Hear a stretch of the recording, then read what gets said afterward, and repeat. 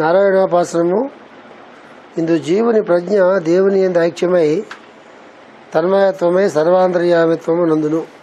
నారాయణోపాసనలో జీవుని తాలూకు ప్రజ్ఞ దేవుని యందు ఐక్యమై తన్మయమై సర్వాంతర్యామిత్వము నందును.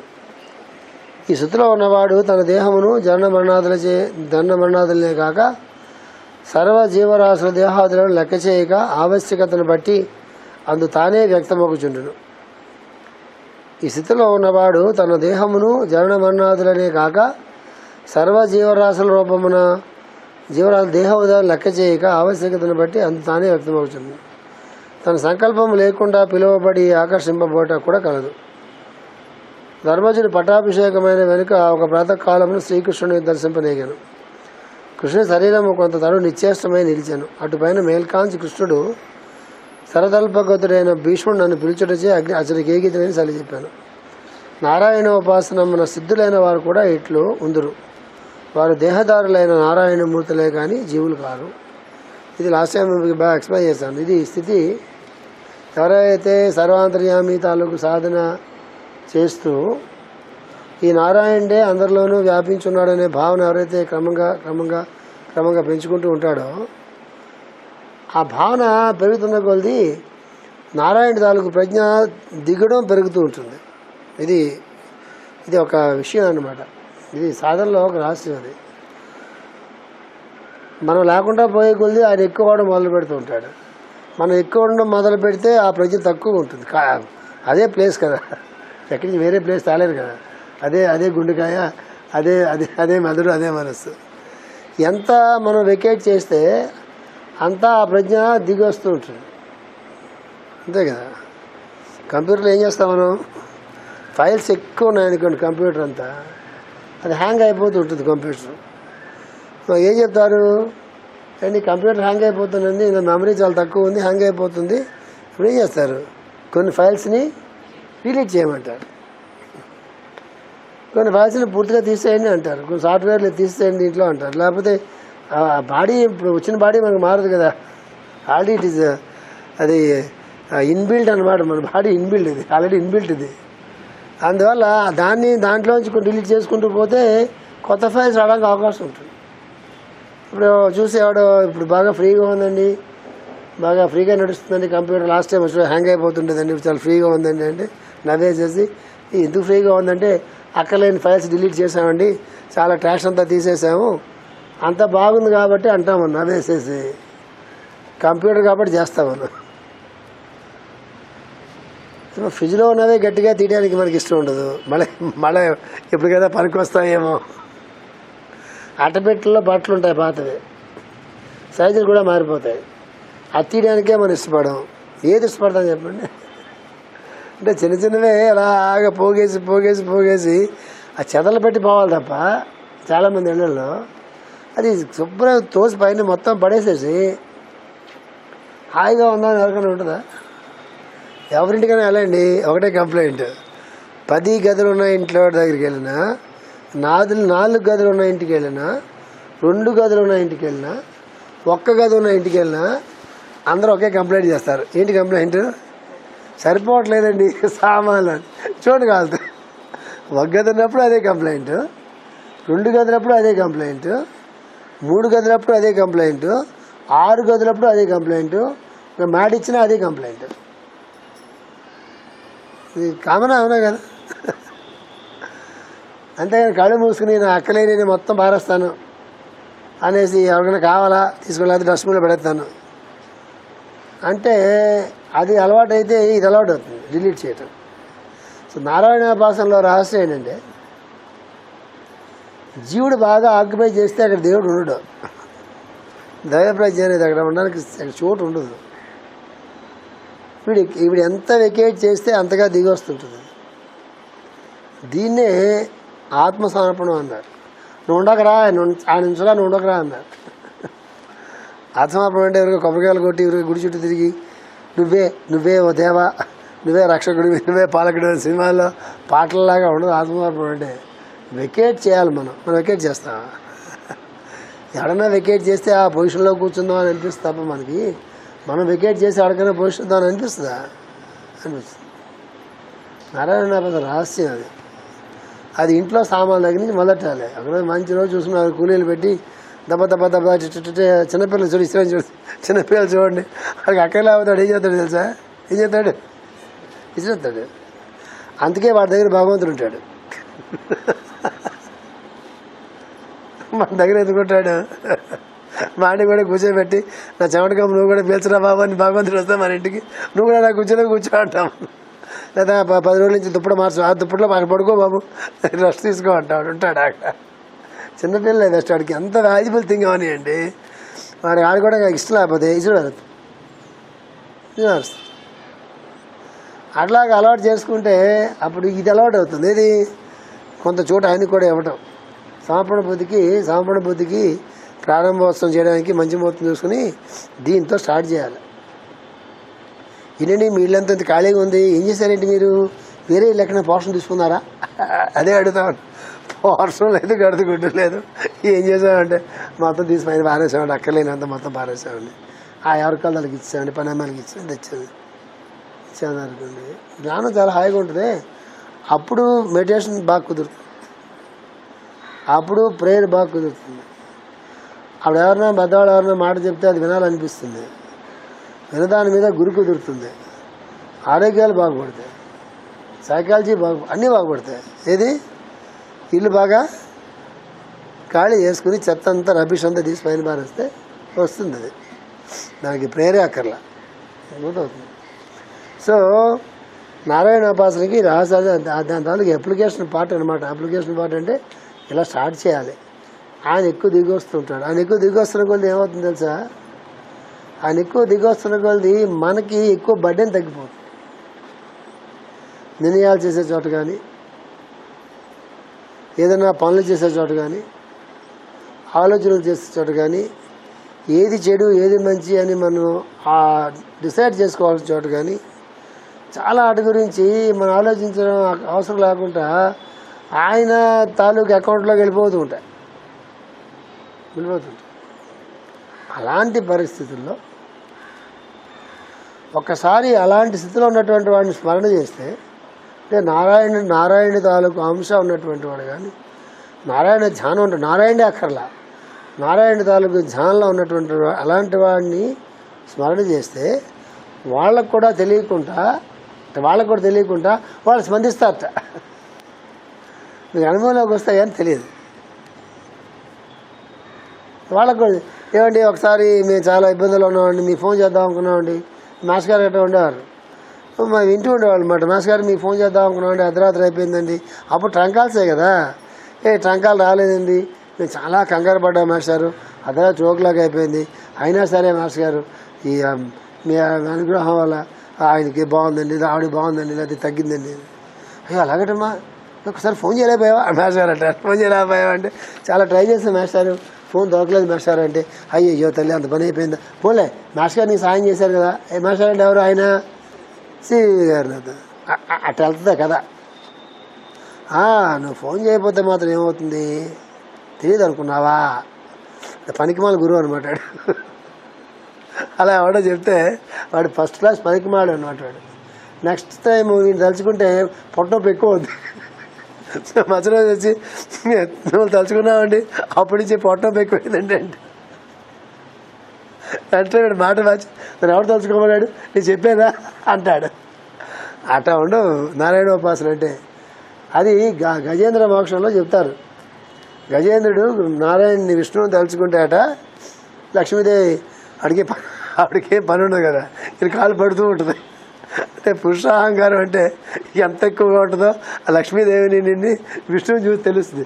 ఎప్పుడు విష్ణువు పక్కన లక్ష్మీదేవిని పెట్టినా పాపం వాడు ఏం పనిలేనట్టుగా ఆ కాళ్ళు నొక్కుతూ ఉంటుంది. ఇప్పుడు నొక్కమంటే కాళ్ళు ఇరుస్తారు. ఆ రోజులు కాబట్టి ఆవిడ అలా ఉన్నట విష్ణుమూర్తి. గజేంద్రుడేమో విష్ణుమూర్తి అని పిలిచేట, నారాయణ ఆయన పిలిచేకల్లా గబగబా ఆయన పరిగెత్తుకొచ్చేట. అంటే ఆయన రావాలని పరిగెత్తలేదు, ఈయన కేకకి ఆయన పరిగెత్తుకొచ్చాడు. అంటే ఆయన తెలియకుండా ఆయన పరిగెత్తుకొచ్చాడు. ఆ పద్యం చాలా ఎప్పుడు చదువుకుంది. ఆ పద్యం ఎప్పుడైనా వస్తే గజేంద్ర మోక్షంలో ఆయన పరిగెత్తుకు వస్తాడట. లక్ష్మీదేవి ఆడు చూస్తున్నాడు, ఏంటి పారిపోతున్నాడు, ఎక్కడ పారిపోతాడు అని చెప్పి చూస్తుందట. చక్రం మర్చిపోయాట, గద మర్చిపోయాట, కౌస్తుభ మర్చిపోయట, లక్ష్మీదేవిని మర్చిపోయట, ఉత్తరీయం జారి పడిపోయింది అది కింద, అది ఉత్తరీయం వేసుకోలేదట. గబ పరిగెత్తుకు వస్తుంటే ఆయన పరిగెడుతుంటే వెనక ఉత్తరీయం సినిమాలో వెళ్ళే అదలా ఎగురుకుంటూ వస్తుందట, చక్రం వస్తుందట, గద వస్తుందట, ఆ చేతిలోనే పద్మం వెనకాల బాబు వస్తున్నావు ఆగు అని చెప్పి ఈయన పరిగెడుతున్నాడట. అక్కడి నుంచి వైకుంఠం నుంచి భూలోకంలో ఉండేటటువంటి గజేంద్రుడి దాకా అది చెప్తున్నారు మాస్టర్ గారు. అంటే విష్ణుమూర్తి లాంటి వాడే ఆయన మర్చిపోయాడు. మర్చిపోయి ఈ కేక ఆయన లాక్కొచ్చేసింది. అది భక్తికి పరాకాష్ట. అంటే భగవంతుడి మీద జీవునికి ఉండేటటువంటి భక్తికి అది పరాకాష్ట, ఆత్మసమర్పణానికి అది పరాకాష్ట. అది వాళ్ళకు కూడా తెలియాల్సిన అవసరం లేదు. వాడు టైం నిద్రపోతూ ఉండొచ్చు, ఆ టైంకి వాడు ఏదైనా పని చేసుకుని ఉండొచ్చు, ఎవరితో ఉన్నా మాట్లాడుతూ ఉండొచ్చు, ఏమైనా చేస్తూ ఉండొచ్చు. అది అనుభవంలోకి వస్తే దాని మీద మనకి గురి కుదురుతుంది. అనుభవంలోకి రావాలి, మనకి చాలా అదృష్టం కావాలి. అది ఏ మాస్టర్ గారు లాంటి ఆయన పక్కన ఉన్నప్పుడు ఎవరినో వాళ్ళతో చెప్తూ ఉంటే మనం వింటూ ఉంటుంటే అది మనకి అనుభవంలోకి వస్తుంది. నా అదృష్టం, నాకు ఇలాంటి అనుభవాలు చాలా ఉన్నాయి. దానికి సామర్థ్యం కాదు కావాల్సింది, అదృష్టం కావాలి, అనుగ్రహం కావాలి. నా ఫ్రెండ్ ఒకడు నాతో వచ్చినప్పుడు చదువుకున్నాడు, విష్ణుబ్రాహ్మణుల అబ్బాయి. వాడికి అపెండిసైటిస్ పెయిన్ వస్తుండేది భయంకరంగా. మీ ఇద్దరు ఎప్పుడో ఎస్ఎల్ చదువుకున్నాం, తర్వాత విడిపోయాం, చాలా సంవత్సరాలు అయిపోయింది. వాడు ఏదో నిరంకారి దాంట్లో కలిసిపోయాడు. నేనేమో మాస్టర్ గారి గ్రూప్లోకి వచ్చాను. చాలా సంవత్సరాలు అయిపోయిన తర్వాత అనుకోకుండా ఎప్పుడో కాకినాడలో కలిసాం. అంటే బాగున్నావా అంటే బాగున్నాం అందరూ అంత అయిపోయింది. వాడు మధ్యలో అన్నాడు, నాకు చాలా పొట్టనొప్పి వస్తుంది, అపెండిసైటిస్ పెయిన్ వస్తుంది. 2 సార్లు నేను జాయిన్ అయ్యాను కాకినాడ హాస్పిటల్లో. ఇక 2 సార్లు మందులేసి పంపించారు. 3rd టైం కానీ మళ్ళీ ఈ నొప్పి వచ్చినట్లయితే హాస్పిటల్లో జాయిన్ అయిపోయావా, ఆపరేషన్ చేస్తాము, అపెండిక్స్ చేస్తాము, మేము వేరే ఆల్టర్నేట్ లేదు, అపెండిక్స్ రిమూవ్ చేస్తాం, అదే చిన్న ఆపరేషన్, పెద్ద సీరియస్ ఏం కాదు అన్నాడు. చెప్పాను, పని చేయరా, ఈసారి కడుపు నొప్పి వచ్చినప్పుడు హాస్పిటల్లో జాయిన్ అవ్వడానికి ముందు ఎలా జాయిన్ అవుతుంది, నొప్పి అయితే ఎలా జాయిన్ అవుతాం, మన వద్దన్న ఆగరాళ్ళు, మనమే జాయిన్ అవుతాం. నొప్పి వస్తే జాయిన్ అయిపోతే ఏం చేస్తాం, ఒకసారి కళ్ళు మూసుకుని మాస్టర్ గారు ప్రేయర్ చేసుకో, ఒకసారి నమస్కారం పెట్టుకో, మాస్టర్ గారు నమస్కారం పెట్టుకుని పనిలో పని. అప్పుడు బాగా చిన్నవాడు, అప్పుడు 23 years 24 years ఉంటాయి. అప్పుడు బాగా పచ్చిగా ఉంటుంది కదా, అంటే పచ్చి చింతకాయ బాగా పుల్లగా ఉన్నట్టుగా యంగ్ ఏజ్లో మనకు చాలా ధైర్యం ఉంటుంది. నన్ను కూడా తలుచుకొని చెప్పి పనిలో పని ఇప్పుడు చెప్పలేము, తలుచుకోకండి బాబు, ఎందుకన్నా మంచిది. ఇప్పుడు అడిగారు అనుకోండి, తలుచుకోకండి బాబు, మీకు ఎక్కువైతే ఇంట్లో వాళ్ళు నన్ను తిడతారు, అసలు వెంటనే హాస్పిటల్కి వెళ్ళండి, ఇవన్నీ చెప్తాం. అప్పుడు వయసు ఎక్కువైపోతుంది కొద్ది భయం వస్తుంది మనకి.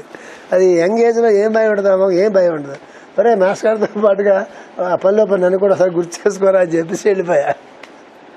అంటే వెళ్ళిపోయిన తర్వాత ఇప్పుడు నమస్తే నాకు, చీ ఏం స్టేట్మెంట్, ఆయనతో పాటుగా మళ్ళీ కూడా తలుచుకోవడం ఏంటి, మనదంత మన సాధనంతా యంగ్ ఏజ్ అలా ఉంటుంది.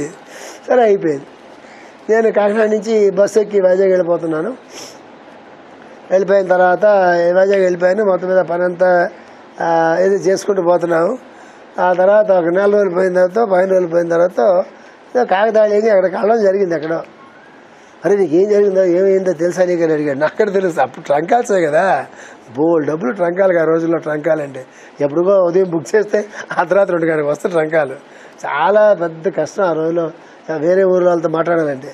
ఏం జరిగిందిరా అంటే వాడు బాంబు పేల్చాడు. ఏం పేల్చాడు బాంబు, నిజంగా నువ్వు వెళ్ళిపోయావరా, నాకు ఆ పూటే పొట్టనొప్పి వచ్చిందిరా, ప్రేయర్ చేసినప్పుడు పొట్టనొప్పి వచ్చిందిరా, నువ్వు చెప్పావు కదా ఒకసారి మాస్టర్ గారు ప్రేయర్ చేసుకుని గబుకుని నువ్వు మాస్టర్ తలుచుకుని పనిలో పని నన్ను కూడా గుర్తు చేసుకోరా అని చెప్పావు కదా, అదే చేశాను రా అన్నాడు. అదే మంచి పని చేశారా అని. నువ్వు ఆనందం కలుగుతూ మళ్ళీ కూడా తలుచుకున్నాడని. ఇప్పుడైతే భయం వేస్తుంది, తలుచుకోకండి అమ్మా ప్లీజ్ అని ఉంటుంది. అప్పుడు తలుచుకున్నావా, నన్ను కూడా తలుచుకున్నావా అన్నట్టు ఉంటుంది. అప్పుడు నన్ను కూడా తలుచుకున్నావా అన్నాడు. ఏమైందిరా అని అడిగా. వాడు కళ్ళు తిరిగేటటువంటి సమాధానం చెప్పాడు. ఏం చెప్పాడు తెలుసా, వాడు గడపెట్టుకున్న ఆవిడ పుట్టింటికి వెళ్ళింది. సాధారణంగా ఎక్కువ పుట్టింటి ఉన్న ప్రయత్నం చేస్తారు. ఫుడ్ అది పుట్టింటి వాళ్ళు బాగా స్ట్రాంగ్ అయ్యి పుట్టింటి వాళ్ళ అమ్మ నాన్న ఈ అమ్మాయిని ప్రేమగా చూసుకుంటే వీలైతే ఒకసారి పుట్టింటికి వెళ్ళొద్దామని అడుగుతున్నాడు. ఎలాగో నాకు ఆఫీస్ ఉంది కదా నువ్వు వెళ్ళంటాడని చెప్పి ఒక హోపు.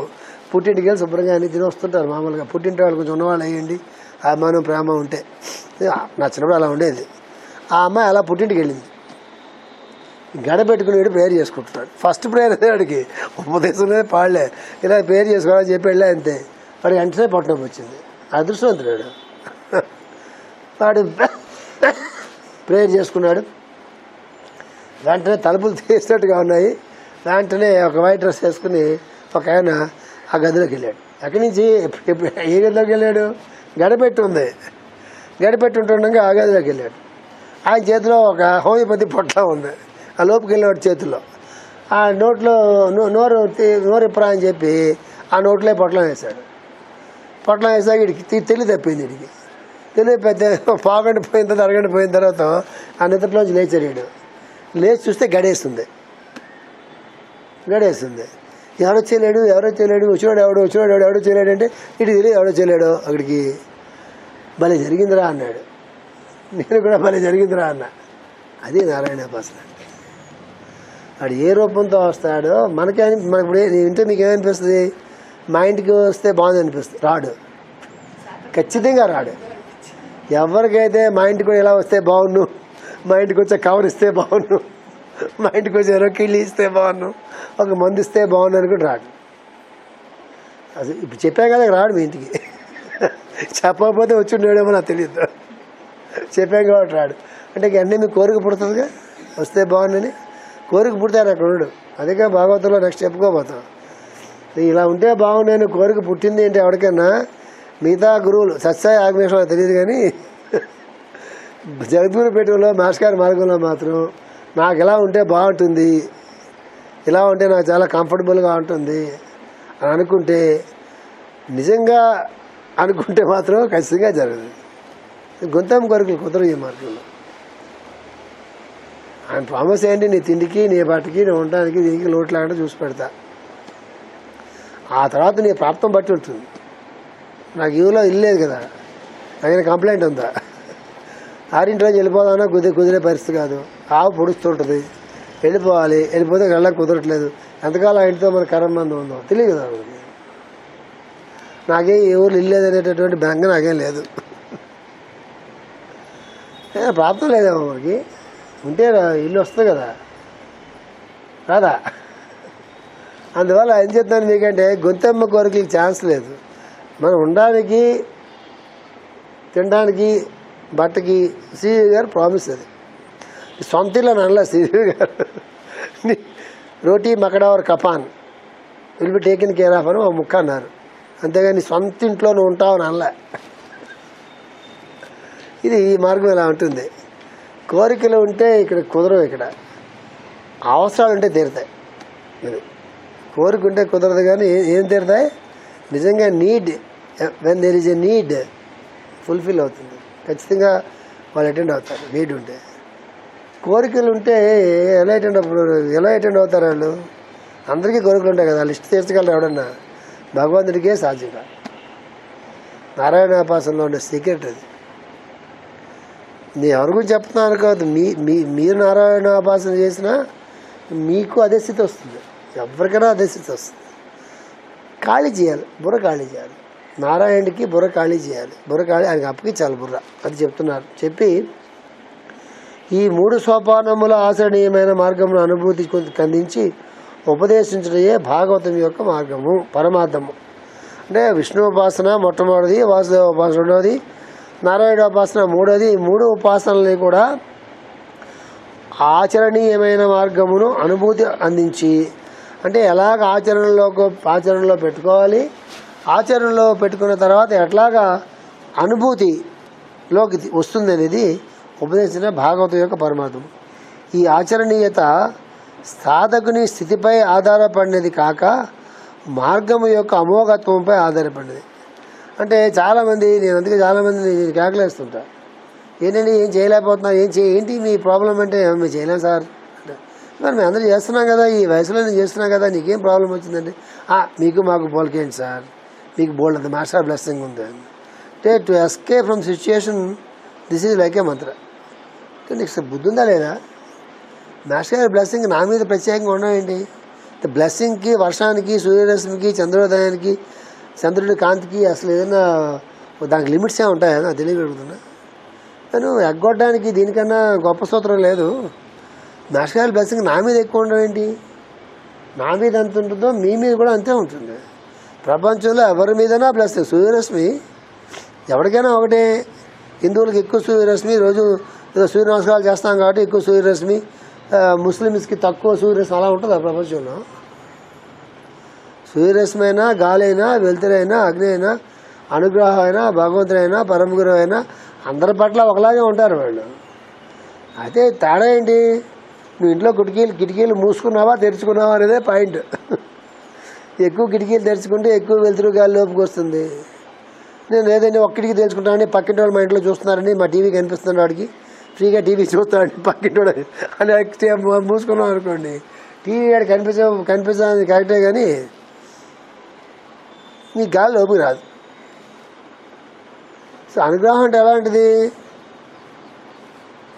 ఎలాంటిది అనుగ్రహం అంటే ఇంట్లో టెలివిజన్ ఉంది, ఇంట్లో టీవీ ఉంది, కట్టేసి ఉంది టీవీ, కానీ ఆ గదిలో కొన్ని వేల ఛానల్స్ ఉంటాయి. ఆ గదిలో వాటి తాలూకు వైబ్రేషన్స్ ఉంటాయి, ఫ్రీక్వెన్సీ ఉంటుంది. కొన్ని వేల ఛానల్స్, ప్రపంచంలోని అన్ని ఛానల్స్ తాలూకు ఫ్రీక్వెన్సీ ఒక రూమ్లో ఉంటుంది. కానీ మన టీవీలో కనిపించదు. ఎందువల్ల? టీవీ మీరు ఆన్ చేయలే, ఆఫ్ చేసి పెట్టుకున్నారు. టీవీ ఆన్ చేశారు, ఏ సీరియల్ చూస్తున్నారు? ఆడపిల్లని సీరియల్స్ చూస్తున్నారు. అదే కదా మంచి సీరియల్స్. మంచిది ఏ బీబీసీయో, సిఏసిఎన్ఓ, ఏ హిస్టరీయో, ఏ జాగ్రఫికల్ ఛానల్లో మరోటో పెడితే అది వస్తుంది కంటెంట్.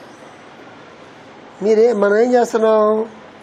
వేరే సీరియల్కి తాలూకు ఫ్రీక్వెన్సీకి మ్యాచ్ చేసేసి ఇంకా కృష్ణుడు కనిపించలేదే అని అడుగుతాడు. అక్కడ కృష్ణుడు ఎందుకు కనిపిస్తాడు? ఈ ఛానల్ నువ్వు ఆన్ చేసుకుంటే కనిపిస్తాడా? ఊరికే చప్పట్లు కొడుతున్నాం కృష్ణ కృష్ణ కృష్ణ అంటూ. ఏది ఛానల్ ఏమో ఇది వేరే ఛానల్, చప్పట్లు ఆయనకి, ఆ ఛానల్ ఓపెన్ అవ్వదు. ఇదే ప్రాబ్లం. పైపెచ్చి ఏమంటాం? మీ టీవీలో మంచి ఛానల్స్ వస్తాయి. మా టీవీలో మంచి ఛానల్స్ రావడం ఏంటి? ఏ టీవీలో అయినా ఆ ఛానల్స్ వస్తాయి. నువ్వు ఏ ఛానల్ని ఓపెన్ చేసుకుంటున్నావు అనేది నీ మీద ఆధారపడుతుంటుంది. ఇక్కడ కూడా అంతే. అనుగ్రహం ఒకలానే ఉంటుంది ఎవరికైనా. వీళ్ళకి ఎక్కువ వీళ్ళు తక్కువ ఉండదు, ఒకలాగే ఉంటుంది. వాళ్ళ అర్హతను బట్టి, వాళ్ళ పాత్రతను బట్టి కాల్సమా చెప్తున్నారు, స్థితిని బట్టి కాదు. ఇక్కడ ఆ మార్గం సాధకుని స్థితిపై ఆధారపడి కాక మార్గము యొక్క అమోఘత్వంపై ఆధారపడినది. ఈ మార్గం అలాంటిది. వాడి స్థితిని బట్టి కాదు, వాడు గొప్పవాడని కాదు, అదే ఊరికే ఏదో ప్రార్థన చేస్తున్నాడని కాదు, ఊరికే ఏదో ప్రేయర్ చేస్తున్నాడని కాదు, ఊరికే అద్భుతంగా లెక్చర్లు ఇస్తున్నాడని కాదు. వాడేదో పెద్ద గుడి కట్టించాడండి, కొన్ని కోట్లు పెట్టి గుడి కట్టిపిస్తారు. అనుగ్రహం వాడికి వచ్చే డబ్బుల్లో కూడా కట్టించాడు వాడు. ఆడికి అనుగ్రహం వస్తే మరి ఏం నాకు డబ్బులు లేనివాడు ఆడో భేదవాడు ఉంటే అనుగ్రహం రాదా భగవంతుడిది? అది చెప్తున్నారు మాస్టర్ గారు. సాధకుని స్థితిపై ఆధారపడి కాక మార్గం యొక్క అమోఘత్వంపై ఆధారపడినది. అందుకే ఎంతైనా భగవంతుడు వాళ్ళ పక్షమేనండి, ఆ డబ్బులున్నా కదండి అంటే ఈ జన్మ కాదు కదా, వచ్చే జన్మ కూడా వీడు బాగుపడేవాడు. ఇది చెప్తున్నారు. భగవంతుని అంతర్యామిత్వం పొందిన వారు భాగవతులు. భగవంతుని అంతర్యామిత్వం పొందిన వారు భాగవతులు. అది గుర్తుపెట్టుకోవాలి. మీరు సొంతగా చదువుకుంటే అదవడానికి ఏముంది, వెళ్ళిపోతుంది అనమాట. మా స్కూల్ పిల్లలకి ఆ లెసన్ అయిపోతే అడిగే రాదు. స్కూల్లో పిల్లలు చూస్తాం కదా, సిలబస్ అయిపోద్ది, పరీక్ష పెడతాము, 25కి 0 వస్తుంది. ఏంట్రా అది కష్టపడి చెప్పాం కదా అంటే అదే బుర్ర పెడితేగా అట అనమాట మన తంతు. ఇది చదువుకుంటే ఇది మిస్ అయిపోతారు. ఏంటి? భగవంతుని అంతర్యామిత్వం పొందిన వారు భాగవతుడు. అంటే భగవంతుడు అంతర్యామి అని తెలిసిన వాడే భాగవతుడు. భజన చేసినవాడు భాగవతుడు కాదు, భాగవతం చెప్పినవాడు భాగవతుడు కాదు. ఊరికా భగవంతుడి గురించి పదే అలాగ టేప్ రికార్డర్కి మళ్ళీ అలాగ భగవంతుడు అని చెప్పినవాడు భాగవతుడు కాదు. భగవంతుని అంతర్యామిత్వం అంటే ఈ సృష్టిలో అంటే ప్రతి జీవిలో కానీ ప్రతి చోట కానీ ఉన్నవాడు ఒక్కడే, ఆయనే అంతర్యామిగా ఎన్ని రూపాలుగా ఉన్నది ఆయనే అని గుర్తుపెట్టుకున్నటువంటి వాడే భాగవతుడు. ఓ డెఫినేషన్ మాస్టర్ ఇచ్చేసారు. ఎవరు భాగవతులు రా అంటే భాగవతం చదివినవాడు, భాగవతం చెప్పినవాడు, భాగవతం రాసినవాడు కాదు. భగవంతుని అంతర్యామిత్వం అంటే ఈ మొత్తంగా దిగొచ్చినటువంటి వాడు, ఇందరిలో వ్యాపించున్నటువంటి వాడు, ఇన్ని రూపాలుగా ఉన్నటువంటి వాడు, ఇన్ని చేష్టలుగా ప్రవర్తిస్తున్నటువంటి వాడు, ఈ మొత్తం అంతా కూడా అంతర్యామి అయినటువంటి వాడే అని అది గుర్తుంటేనే వాడు భాగవతుడు అంటారు. వారిని సేవించినప్పుడు కలుగు భగవంతుని అనుభూతి సూటిగా అవ్యక్తులకు భగవంతుని సేవించినప్పుడు కలుగదు. ఈ స్టేట్మెంట్ మ్యాథ్స్ గారు ఒక్క ఆయనే ఇవ్వగలరు. మళ్ళీ చదువుతా. అంటే భాగవతుల్ని సేవించినప్పుడు కలుగు భగవంతుని అనుభూతి. మళ్ళీ రిపీట్ చేస్తున్నా. ఎవరు భాగవతులు అంటే భగవంతుని అంతర్యామిత్వమును తెలిసిన వారు మాత్రమే భాగవతులు. డెఫినేషన్. నెక్స్ట్ ఏమంటున్నారు? భాగవతులను సేవించినప్పుడు కలుగు భగవంతుని అనుభూతి సూటిగా అవ్యక్తులకు భగవంతుని సేవించినప్పుడు కలుగదు.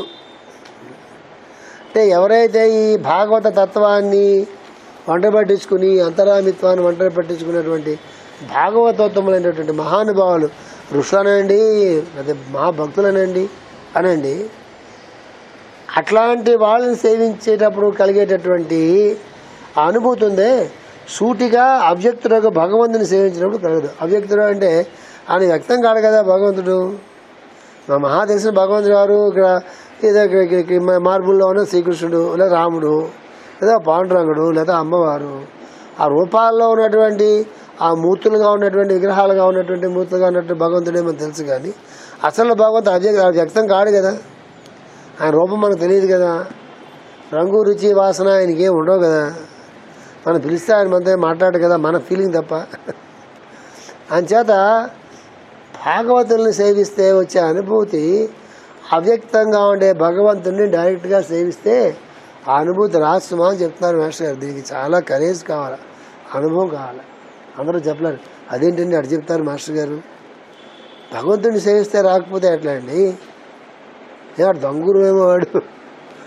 మానవ మాతృల్ని సేవిస్తే రావడం ఏంటండి? భాగవతులు అయితే ఎంత భాగవతులు అయితే మాత్రం ఆయన్ని కదండి సేవించాల్సింది. ఎప్పుడో చూసాడయా? నమ్మకమే కదండి ఇది. అదే మాస్టర్ గారు జోక్ చేస్తారనమాట. తెలుసా, భగవంతుడు లేడు అనేటటువంటి వాడు ఎంత సన్నాసం, ఎంత తెలిసేవాడికి. మన దృష్టిలో తెలియదని కదా. భగవంతుడు లేడు అంటే ఎదోకేం తెలియదండి, మూర్ఖుడు అండి, నాస్తికుడు అండి. మాస్టర్ ఏమంటారు తెలుసా? భగవంతుడు లేడు అనేటువంటి నాస్తికుడు ఎంత ఫూలో వాడికి ఎంత తెలుసో, భగవంతుడు ఉన్నాడని చెప్పేవాడు కూడా వాడికి అంతే తెలుసు. వాడికంటే ఎక్కువే తెలియదు వాడికి. అంటే ఆ స్టేట్మెంట్లు గొప్పగా ఉంటాయి. భగవంతుడు లేడు అనే నాస్తికుడికి వాడికి ఏం తెలియదుట. భగవంతుడు ఉన్నాడు అని చెప్పి గట్టిగా వాదిస్తాడే వాడికి కూడా ఏం తెలియదు. ఇద్దరికి ఏం తెలియదుట. ఇద్దరు వాడికేమో లేదన్నాడేమో లేదని తెలుసు. వాడికి ఉన్నాడు వీడికి తెలియదు, వాడికి తెలియదు. ఎందుకు లేడో వాడికి తెలియదు, ఎందుకు ఉన్నాడో వీడికి తెలియదు. చూపిస్తామని అడిగాడు అనుకోండి, అటు చూపిస్తామని అంటే ఉన్నాడు ఎటు చెప్తున్నా, నమ్మాలండి, నేను నమ్మనండి, నన్ను పెడుతుంది. వీడికి చాలా సాధన కావాలి. అంటే నిజంగా మార్గంలోకి వెళ్ళి అన్వేషణ ప్రారంభమైన తర్వాత భగవద్ అనుభూతి కలిగిన తర్వాత మాట్లాడే మాటలు అవి. మనం ఉత్తరం అలా మాట్లాడితే అర్థం కాదు. మీరు దేహం ధరించిన వారు కనుక అవ్యక్తమైన మార్గము దుఃఖము కలిగించునని కృష్ణుడు గీత యందు ఉపదేశించును. మీరు దేహము ధరించిన వారు కనుక అవ్యక్తమైన మార్గము దుఃఖము కలిగించును అని కృష్ణుడు గీత ఉపదేశించారు. మాస్టర్ శ్రీకృష్ణుడిని కోట్ చేస్తున్నారు. చూడండి ఆ స్టేట్మెంట్. మీరు దేహము ధరించిన వారు కనుక, మీరు దేహం ధరించకుండా సూక్ష్మ రూపంలో దేవతల్లాగా ఉండి సూక్ష్మ శరీర దేహులయ్యండి, సిద్ధులయ్యండి, ఈ భౌతిక శరీరం ధరించి ఉండకపోతే వేరే విషయం. కానీ మీరు దేహము ధరించిన వారు కనుక అవ్యక్తమైన మార్గము దుఃఖము కలిగించును. అంటే కంటికి కనిపించిన మార్గం ఏదో ఉందని అనుకుంటున్నారే, అది మీకు దుఃఖాన్నే కలిగిస్తుంది. బీ కేర్ఫుల్ అని చెప్తుంది. ఎందుకు? మన కంటికి కనిపించే వాళ్ళకి మనలాగే చేతులు ఉంటాయి, వాళ్ళకి మనలాగా కళ్ళు ఉంటాయి, వాళ్ళకి మనలాగా కళ్ళజోడు ఉంటుంది, ఇవి ఉంటాయి కదా. వాళ్ళు మనలాగా పొడుగ్గానో ఉంటారు. పైపై స్నేహితులు, బంధువులు మరొకరు అవుతారు. వాళ్ళ మన భగవంతుడు ఎందుకు కనిపిస్తాడు? కనిపించదు కదా. అంచేత మనం ఏం చేస్తాం తెలుసా? కంటికి ఎవడ కనిపించరు కదా, వాడిని చూపిస్తుంటాం. నిజంగా వాడిని చూడడం ఇంట్రెస్ట్ కాదు, వీడిని చూడకూడదని, ఇవి ఒప్పుకోకూడదు, వీడిని గొప్పవాడిని ఒప్పుకోకూడదు. ముఖ్యంగా ఇంట్లో వాళ్ళకి అసలు ఒప్పుకోరు. ఆడబడి చేయండి అనుకోండి, అసలు ఒప్పుకోవడం కుదరదు. నిజంగా ఆవిడ నిజంగా మహాభక్తురాలు అనుకోండి, ఆడబడుచు ఉదాహరణకి. ఏంటి మీ ఆడబడుచు మహాభక్తురాలు కదండి, మాకు చెప్పకండి మొక్క అస్తవంకరం తిప్పి. ఏంటంటే మీ బావగారు చాలా మంచి సాధకుడు. నా మొక్కలండి మీకు ఏం తెలుస్తుంది, ఆయన సాధకుడు అయినా కూడా బావగారు కాబట్టి. ఏంటి మీ పక్కింటి ఎవడో ఉన్నాడండి, అమ్మో ఆయనటండి చాలా బాగా పాటలు పాడతాడు. ఆడి గొంతు గార్ధపోలాగా ఉన్నా వాడు బాగా పాటలు పాడతాడు. ఇంట్లో వాడు కాబట్టి చండాలంగా వీడు పాడుతున్నా కూడా బాగా పాడుతున్నప్పుడు కూడా బాగా పాడు ఎత్తున్నాడు. నువ్వు దేహదారుడిగా ఉన్నావు కాబట్టి అవ్యక్తంగా ఏదో కంటికి కనిపించింది అది వచ్చి కాపాడుతుంది కాపాడుతుంది కాపాడుతుంది అని కూర్చుంటే, ఎవరైతే శరీరంతో సహాయం చేయాలో వాళ్ళు ఫోన్లో ఎటుపక్కది చూస్తుంది పాపం వారు కాపాడతారు కావచ్చు అని చెప్పి ఊరుకున్నారు అనుకోండి, ఏమవుతుంది? అది రాదా పైనుంచి కిందకి, నీ ఊహాయిగా. లేదండి పక్కింటి వాళ్ళకి వచ్చిందండి, నీ రాలేదుగా. పక్కింటి వాళ్ళకి వచ్చిందో లేదో తెలియదు, వాడికి వచ్చినా వాళ్ళకి వచ్చింది, నీ రాలేదు. నా కండిషన్ ఏంటి? ఆయన మనతో ఒప్పందం పడ్డా, రోజు నా ప్రేయర్ చేస్తే, రోజు నువ్వు ధ్యానం చేస్తే, రోజు లలిత సాంగ్స్ అయితే అన్న మనకు కండిషన్ ఏమైనా ఒప్పందం పడ్డారా? ఆ ఫలశ్రుతిలో లాగా ఫలశ్రుతి చదువుతారు కదా మీరు, ఇన్ని వేల సార్లు చదివితే లలిత సహస్రనామాలు, 3 సార్లు చదివితే లక్ష్మీ సహస్రనామం, కుబేరులు అయిపోతారండి. అయిపోయాం మనం. అది చాలా శ్రీకృష్ణుడి ఇచ్చింది గొప్ప కాస్టర్. అది నువ్వు దేహదారుడివై ఉన్నప్పుడు నీ తోటి దేహదారులను విస్మరించి, అంటే వాళ్ళలో కూడా ఉన్నట్టు సర్వాంతర్యామిగా వాళ్ళలో కూడా ఉన్నది, వాళ్ళలో ఉన్నది వాసుదేవుడే కదా. వాళ్ళని నువ్వు విస్మరించి అవ్యక్తంగా ఉన్నదాని పక్కన నువ్వు చూస్తున్నావంటే ఇబ్బందుల్లో పడతావు సుమా, దుఃఖము కలిగింది సుమా శ్రీకృష్ణుడు చెప్పాడు. దీన్ని బట్టి వాసుదేవోపాసనమే భాగవతం ప్రాధాన్యం వహించను. దీన్ని బట్టి ఏం చెప్పారు? రెండోది ఏంటి? మొట్టమొదటి విష్ణుపాసన, రెండోది వాసుదేవోపాసన. వాసుదేవోపాసన అంటే అర్థం ఏంటి? వాసుదేవుడు అనగా వర్షించినట్టు దేవుడు, లేక జీవుల యందు చేష్టల రూపంలో ఉన్న దేవుడు. జీవుల్లో వాడు ఏ రూపంలో ఉంటాడు? వాసుదేవుడు చేష్టల రూపంలో ఉంటాడు. చేష్టలు అంటే చిలిపి చేష్టలు కాదు, పక్కింటోడు పేచీల కూర దగ్గర నుంచి మొదలవుతాయి చేష్టలు. అంటే అత్తగారి తాలూకు సాధింపుల దగ్గర నుంచి మొదలవుతాయి, భర్త ముట్టుకాయల దగ్గర నుంచి మొదలవుతాయి. భర్త ముట్టుకాయలు పెట్టి ధైర్యం అక్కడ ఇచ్చింది, కానీ భార్య ముట్టుకాయల దగ్గర నుంచి మొదలవుతాయి కదా. బాసులో ఆఫీస్ దగ్గర నుంచి మొదలవుతాయి చేష్టలు అంటే. చేష్టలు అంటే మీరు పొరపాటు పడి కృష్ణుడు చిలిపి చేష్టలు అనుకోవాలండి. అది ఉంటే మనం బాగానే ఉంటుంది. అది ఉంటే నిజంగా మనం తట్టుకోలేము. కృష్ణుడు చిలిపి చేష్టలు ఉంటే మనం తట్టుకుంటామా? యశోద కాబట్టి నానా బాధలు పడి తట్టుకుంది, మనం తట్టుకోలేము. అది చెప్తున్నారు, మెషర్ రిపీట్ చేస్తున్నారు. ఏం చేస్తున్నారు? దీనిని బట్టి వాసుదేవోపాసనమే భాగవతమున ప్రాధాన్యం వహించును.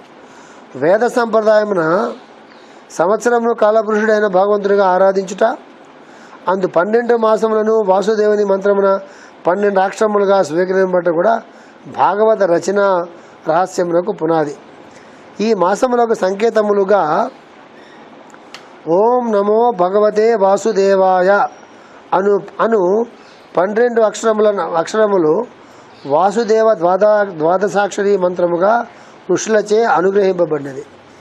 వాని అనుసరించి భాగవత గ్రంథము 12 స్కంధములుగా నిబద్ధము చేయబడినది. వీటిలో గ్రంథరచన చేయట ఋషిప్రోక్త గ్రంథములన్నింటి ఎందును కారణమును. సో ఈ విష్ణుోపాసన, వాసుదేవోపాసన, నారాయణోపాసనలో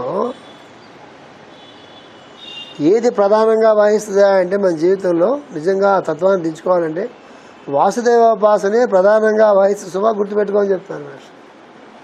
ఎందుకు వాసుదేవోపాసన ప్రధానంగా వర్తిస్తుంది అంటే, అందరిలో ఉన్నటువంటి వాసుదేవుడు అందరిలో వసించేసినటువంటి వాసుదేవుడు చేష్టల రూపంగా మనకు కనిపిస్తాడు. కాబట్టి ఆ చేష్టలు మానవులు చేస్తున్న చేష్టలా, లేకపోతే వాళ్ళ పట్ల నీకున్న భావం ఎలాంటిది? న్యూట్రల్ స్టేట్లో నువ్వు ఉంటున్నావా? దాన్ని నువ్వు క్యారీ చేస్తున్నావా? రాగద్వేషాలు నీకు ఏమైనా పెరుగుతున్నాయా? కామక్రోధాలు పెరుగుతున్నాయా? ఇష్టాలు పెరుగుతున్నాయా? ఏదో ఒకటి పెరుగుతుంది కదా.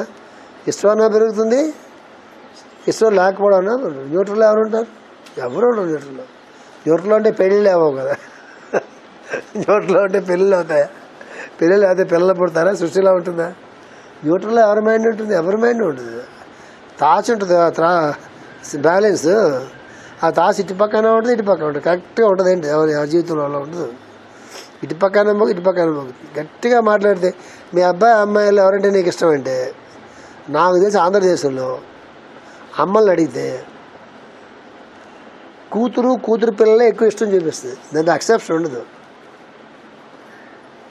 కొడుకు ఇంట్లో కొడుకు పెద్దవాడే పుట్టినా, కొడుకు ముందు పెళ్ళైనా, కొడుకు ముందు పిల్లలు పుట్టినా, కొడుకు తర్వాత పిల్లలు పుట్టినా, ఏవైనా కూతురు పిల్లల మీద ఉండేటటువంటి ప్రేమ ఇన్ని జనరల్ నాకు ఎక్కువ తెలియదు వాటి గురించి. అయినా చెప్తున్నా, నా అబ్జర్వేషన్ చెప్తున్నా. కూతురు పిల్లల మీద ఉండే ప్రేమ కొడుకు పిల్లల మీద చూపించేందుకు నా అమ్మాయి పైనుంచి వస్తుంది. నా ముఖం వాసుదేవోపాసన ఏంటి? ఇక వాసుదేవోపాసన అసలు ఆ పిల్లల మీద వాటి మీద చూపించే ప్రేమ కూడా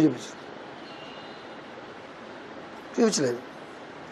ఇక వాసుదేవోపాసన అక్కడి నుంచి వస్తుంది. సొంత కొడుకు సొంత కూతురు తన పొట్టలోంచి 9 నెలలు 10 నెలలు మోసి తన గర్భాన్ని పుట్టిన సొంత కొడుకు సొంత కూతురు ఆ పిల్లల దగ్గరికి వెళ్ళేటప్పటికే కూతురు మీద కొడుకు మీద ప్రేమ ఎక్కువ ఉంటుంది. కొడుకు కూతురు మీద ప్రేమ ఉంటుంది, కొంత నటన కూడా ఉంటుంది. ఇది ఒక పెరిగి పెద్ద అయిన తర్వాత కోడలు ఆ నోట్లో నీళ్ళు పోయేదేమో అని భయంతో, అది ప్రేమతో కాదు. కూతురు మీద ప్రేమ కూడా ఏంటి తెలుసా? కూతురుతో కొంచెం గుడ్ లుక్స్లో ఉంటే రేపు పొద్దున కొడుకు కానీ తగిలిస్తే ఒకవేళ కూతురు దగ్గర ఉండడానికి అవకాశం ఉంటుందేమో అని కూడా కొంతలాగా ఎగ్జాక్ట్గా ఇలాగ అనిపించకపోయినా లోపల భావం ఉంటుంది, షూర్గా ఉంటుంది, ఖచ్చితంగా ఉంటుంది. మీరు లేదంటే మీరు యోగుల కింద లెక్క. మీకు నమస్కారం. మాకు లేదండి, అనవసరంగా అబాణాలు వేస్తున్నారు మీరంటే, మీ పాదాలు ఇస్తే అభిషేకం చేసి ఉదయం చేసినట్టుగా ఆ నీళ్ళు జల్లుకోవచ్చు. మాస్టర్ చెప్పారండి, నేను కాదు. మాస్టర్ ముక్కని వారు. నేను చెప్తున్నాను, పబ్లిక్గా చెప్తున్నాను. కాదని మీరు అనండి, ఈ క్షణమే నేను మీకు శిష్యుడిని అయిపోయి మీకు పాద నమస్కారం చేస్తా. ఏమన్నా ఉన్నాడా ఇక్కడ అని అడిగా. నాడేనా కాదు ఇది కానీ నేను పబ్లిక్గా చెప్తున్నాను. ఎవరన్నా కాదు మాస్టర్ గారు అనండి, వెంటనే నేను మీ శిష్యుడిని అయిపోయి మీకు పాద నమస్కారం చేస్తా. ఎవరన్నా ఉన్నాడా ఇక్కడ? ఎవడంటాడు? ఇది లోకరీతి. ఎక్కడ వాసుదేవుడు అండి? మనకి ఏదో మంచి విషయాలు చదువుకుంటే బాగుండదు, చదువుకోవడం తప్ప. చాలా చిన్న విషయాలు ఇవన్నీ కూడా. ఇవన్నీ వదిలేసి మనం నారాయణోపాసన, వాసుదేవోపాసన, విష్ణువుపాసన, నమో భగవతే వాసుదేవాయ, నమస్కారం మా శ్రీవి, ఈకే, ఇవన్నీ రకరకాలు వెళ్ళిపోతూ ఉంటాయి. సో మాస్టర్ గారు ఎలా ఉందా మీ తెగులని చెప్పి ఓం నమో నారాయణ, ఓం నమో అట్లా అంటామని చెప్పి అట్లా కాదురా. ఏది ముఖ్యం అంటే వాసుదేవోపాసన ముఖ్యం. వాసుదేవుడు అంటే ఎవరు? అందరిలో వసించేటటువంటి వాడు, చేష్టల రూపంగా వ్యక్తమయ్యేటటువంటి వాడు. ఏ చేష్టలు? కోతి చేష్టలు, పిల్లి చేష్టలు, కుక్క చేష్టలు, గొర్రె చేష్టలు, మేక చేష్టలు, రాక్షసు చేష్టలు. ఇవి మంచి చేష్టలు అయితే మనకేం అభ్యంతరం, మనం కూడా హాయిగా ఉంటాం కదా. చెప్తున్నారు. చెప్పి 12 ఇక్కడ. అందుకే మాస్టర్ గారు మన పూజా విధానంలో సడన్గా రాదు మధ్యలో ఆ 3 మా మాస్టర్ ఈ మూడింటికి ఓం నమో భగవతే ఏంటి ఇది 3 కలిపి చేస్తాము, న్యాసంతో చేస్తుంటాం. ఏంటిది? అది 3 వరుసగా చెప్పండి.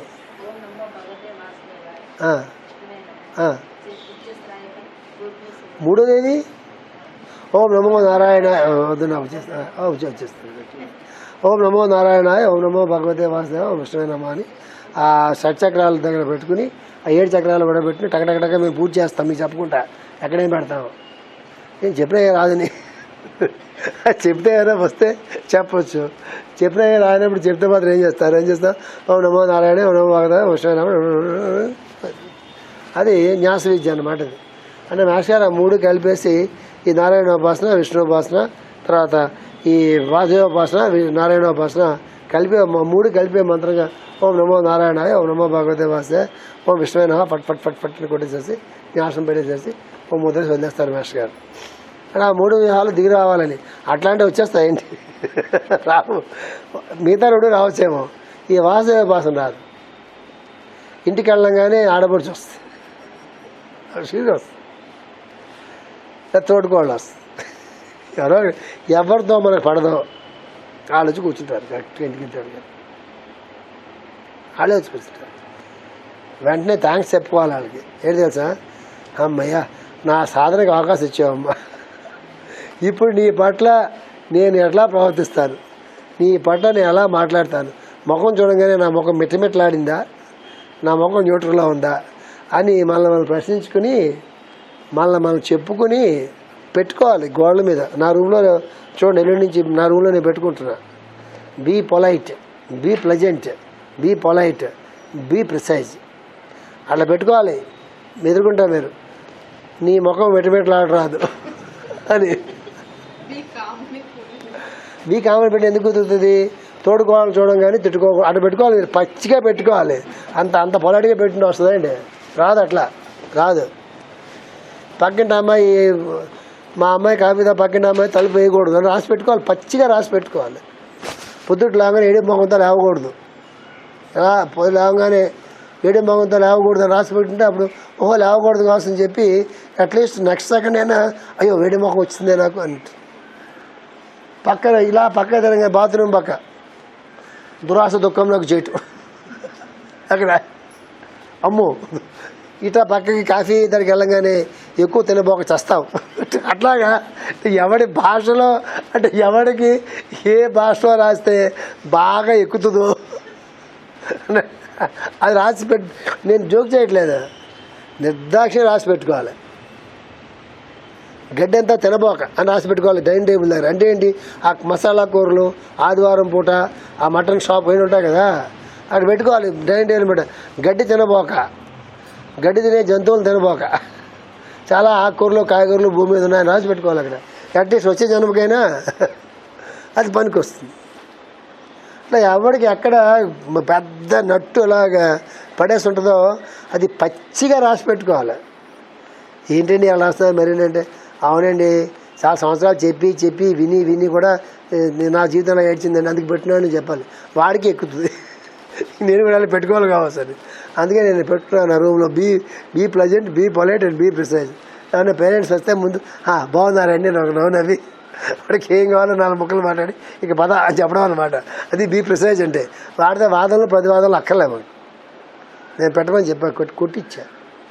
మీరు కూడా నా దగ్గరికి వచ్చి ఎప్పుడన్నా సార్ మా గురించి మాకు అర్థం కావట్లేదు కానీ మీరు రాసి పెట్టిన అడగండి, రాసి పెడతాను మీ గురించి. నేను ఏం పెట్టుకోవాలో చక్కగా రాసిస్తాను మీ అందరి గురించి. నేను ఫస్ట్ చక్కగా స్కాన్ చేసి మీ మొత్తం బాడీ స్కాన్ అంటారు చూసారా, బుర్ర దగ్గర నుంచి మెదడు దగ్గర నుంచి మొత్తం స్కాన్ చేసి పెట్టి ఏ రాసుకోవాలో, వంటగదిలో ఏ రాసి పెట్టుకోవాలో, వీధి మొదల్లో ఏ రాసి పెట్టుకోవాలో రాయిస్తాను. జీవితం మొత్తం మారిపోద్ది. ట్రై చేయండి, పెట్టుకుని ట్రై చేయండి. నేను జోక్ చేయట్లా, ట్రై చేయండి. ఎక్కడైతే మీరు చాలా వీక్గా ఉంటున్నారో, దేనైతే నిజంగా మీ లైఫ్లో ఓవర్కమ్ చేద్దాం అనుకుంటున్నారు, నిజంగా మీ లైఫ్లో ఏం సాధిద్దాం అనుకుంటున్నారు, అట్లాంటి ఒక ఎజెండా ఒకవేళ ఉంటే బై మిస్టేక్ ఉండదు, సాధారణంగా ఉంటే రాసి పెట్టుకోండి. నేను ఛాలెంజ్ చేస్తాను, 1 మంత్లో మీరు చేంజ్ రాకపోతే నేను అడగండి, రాసి పెట్టుకోండి.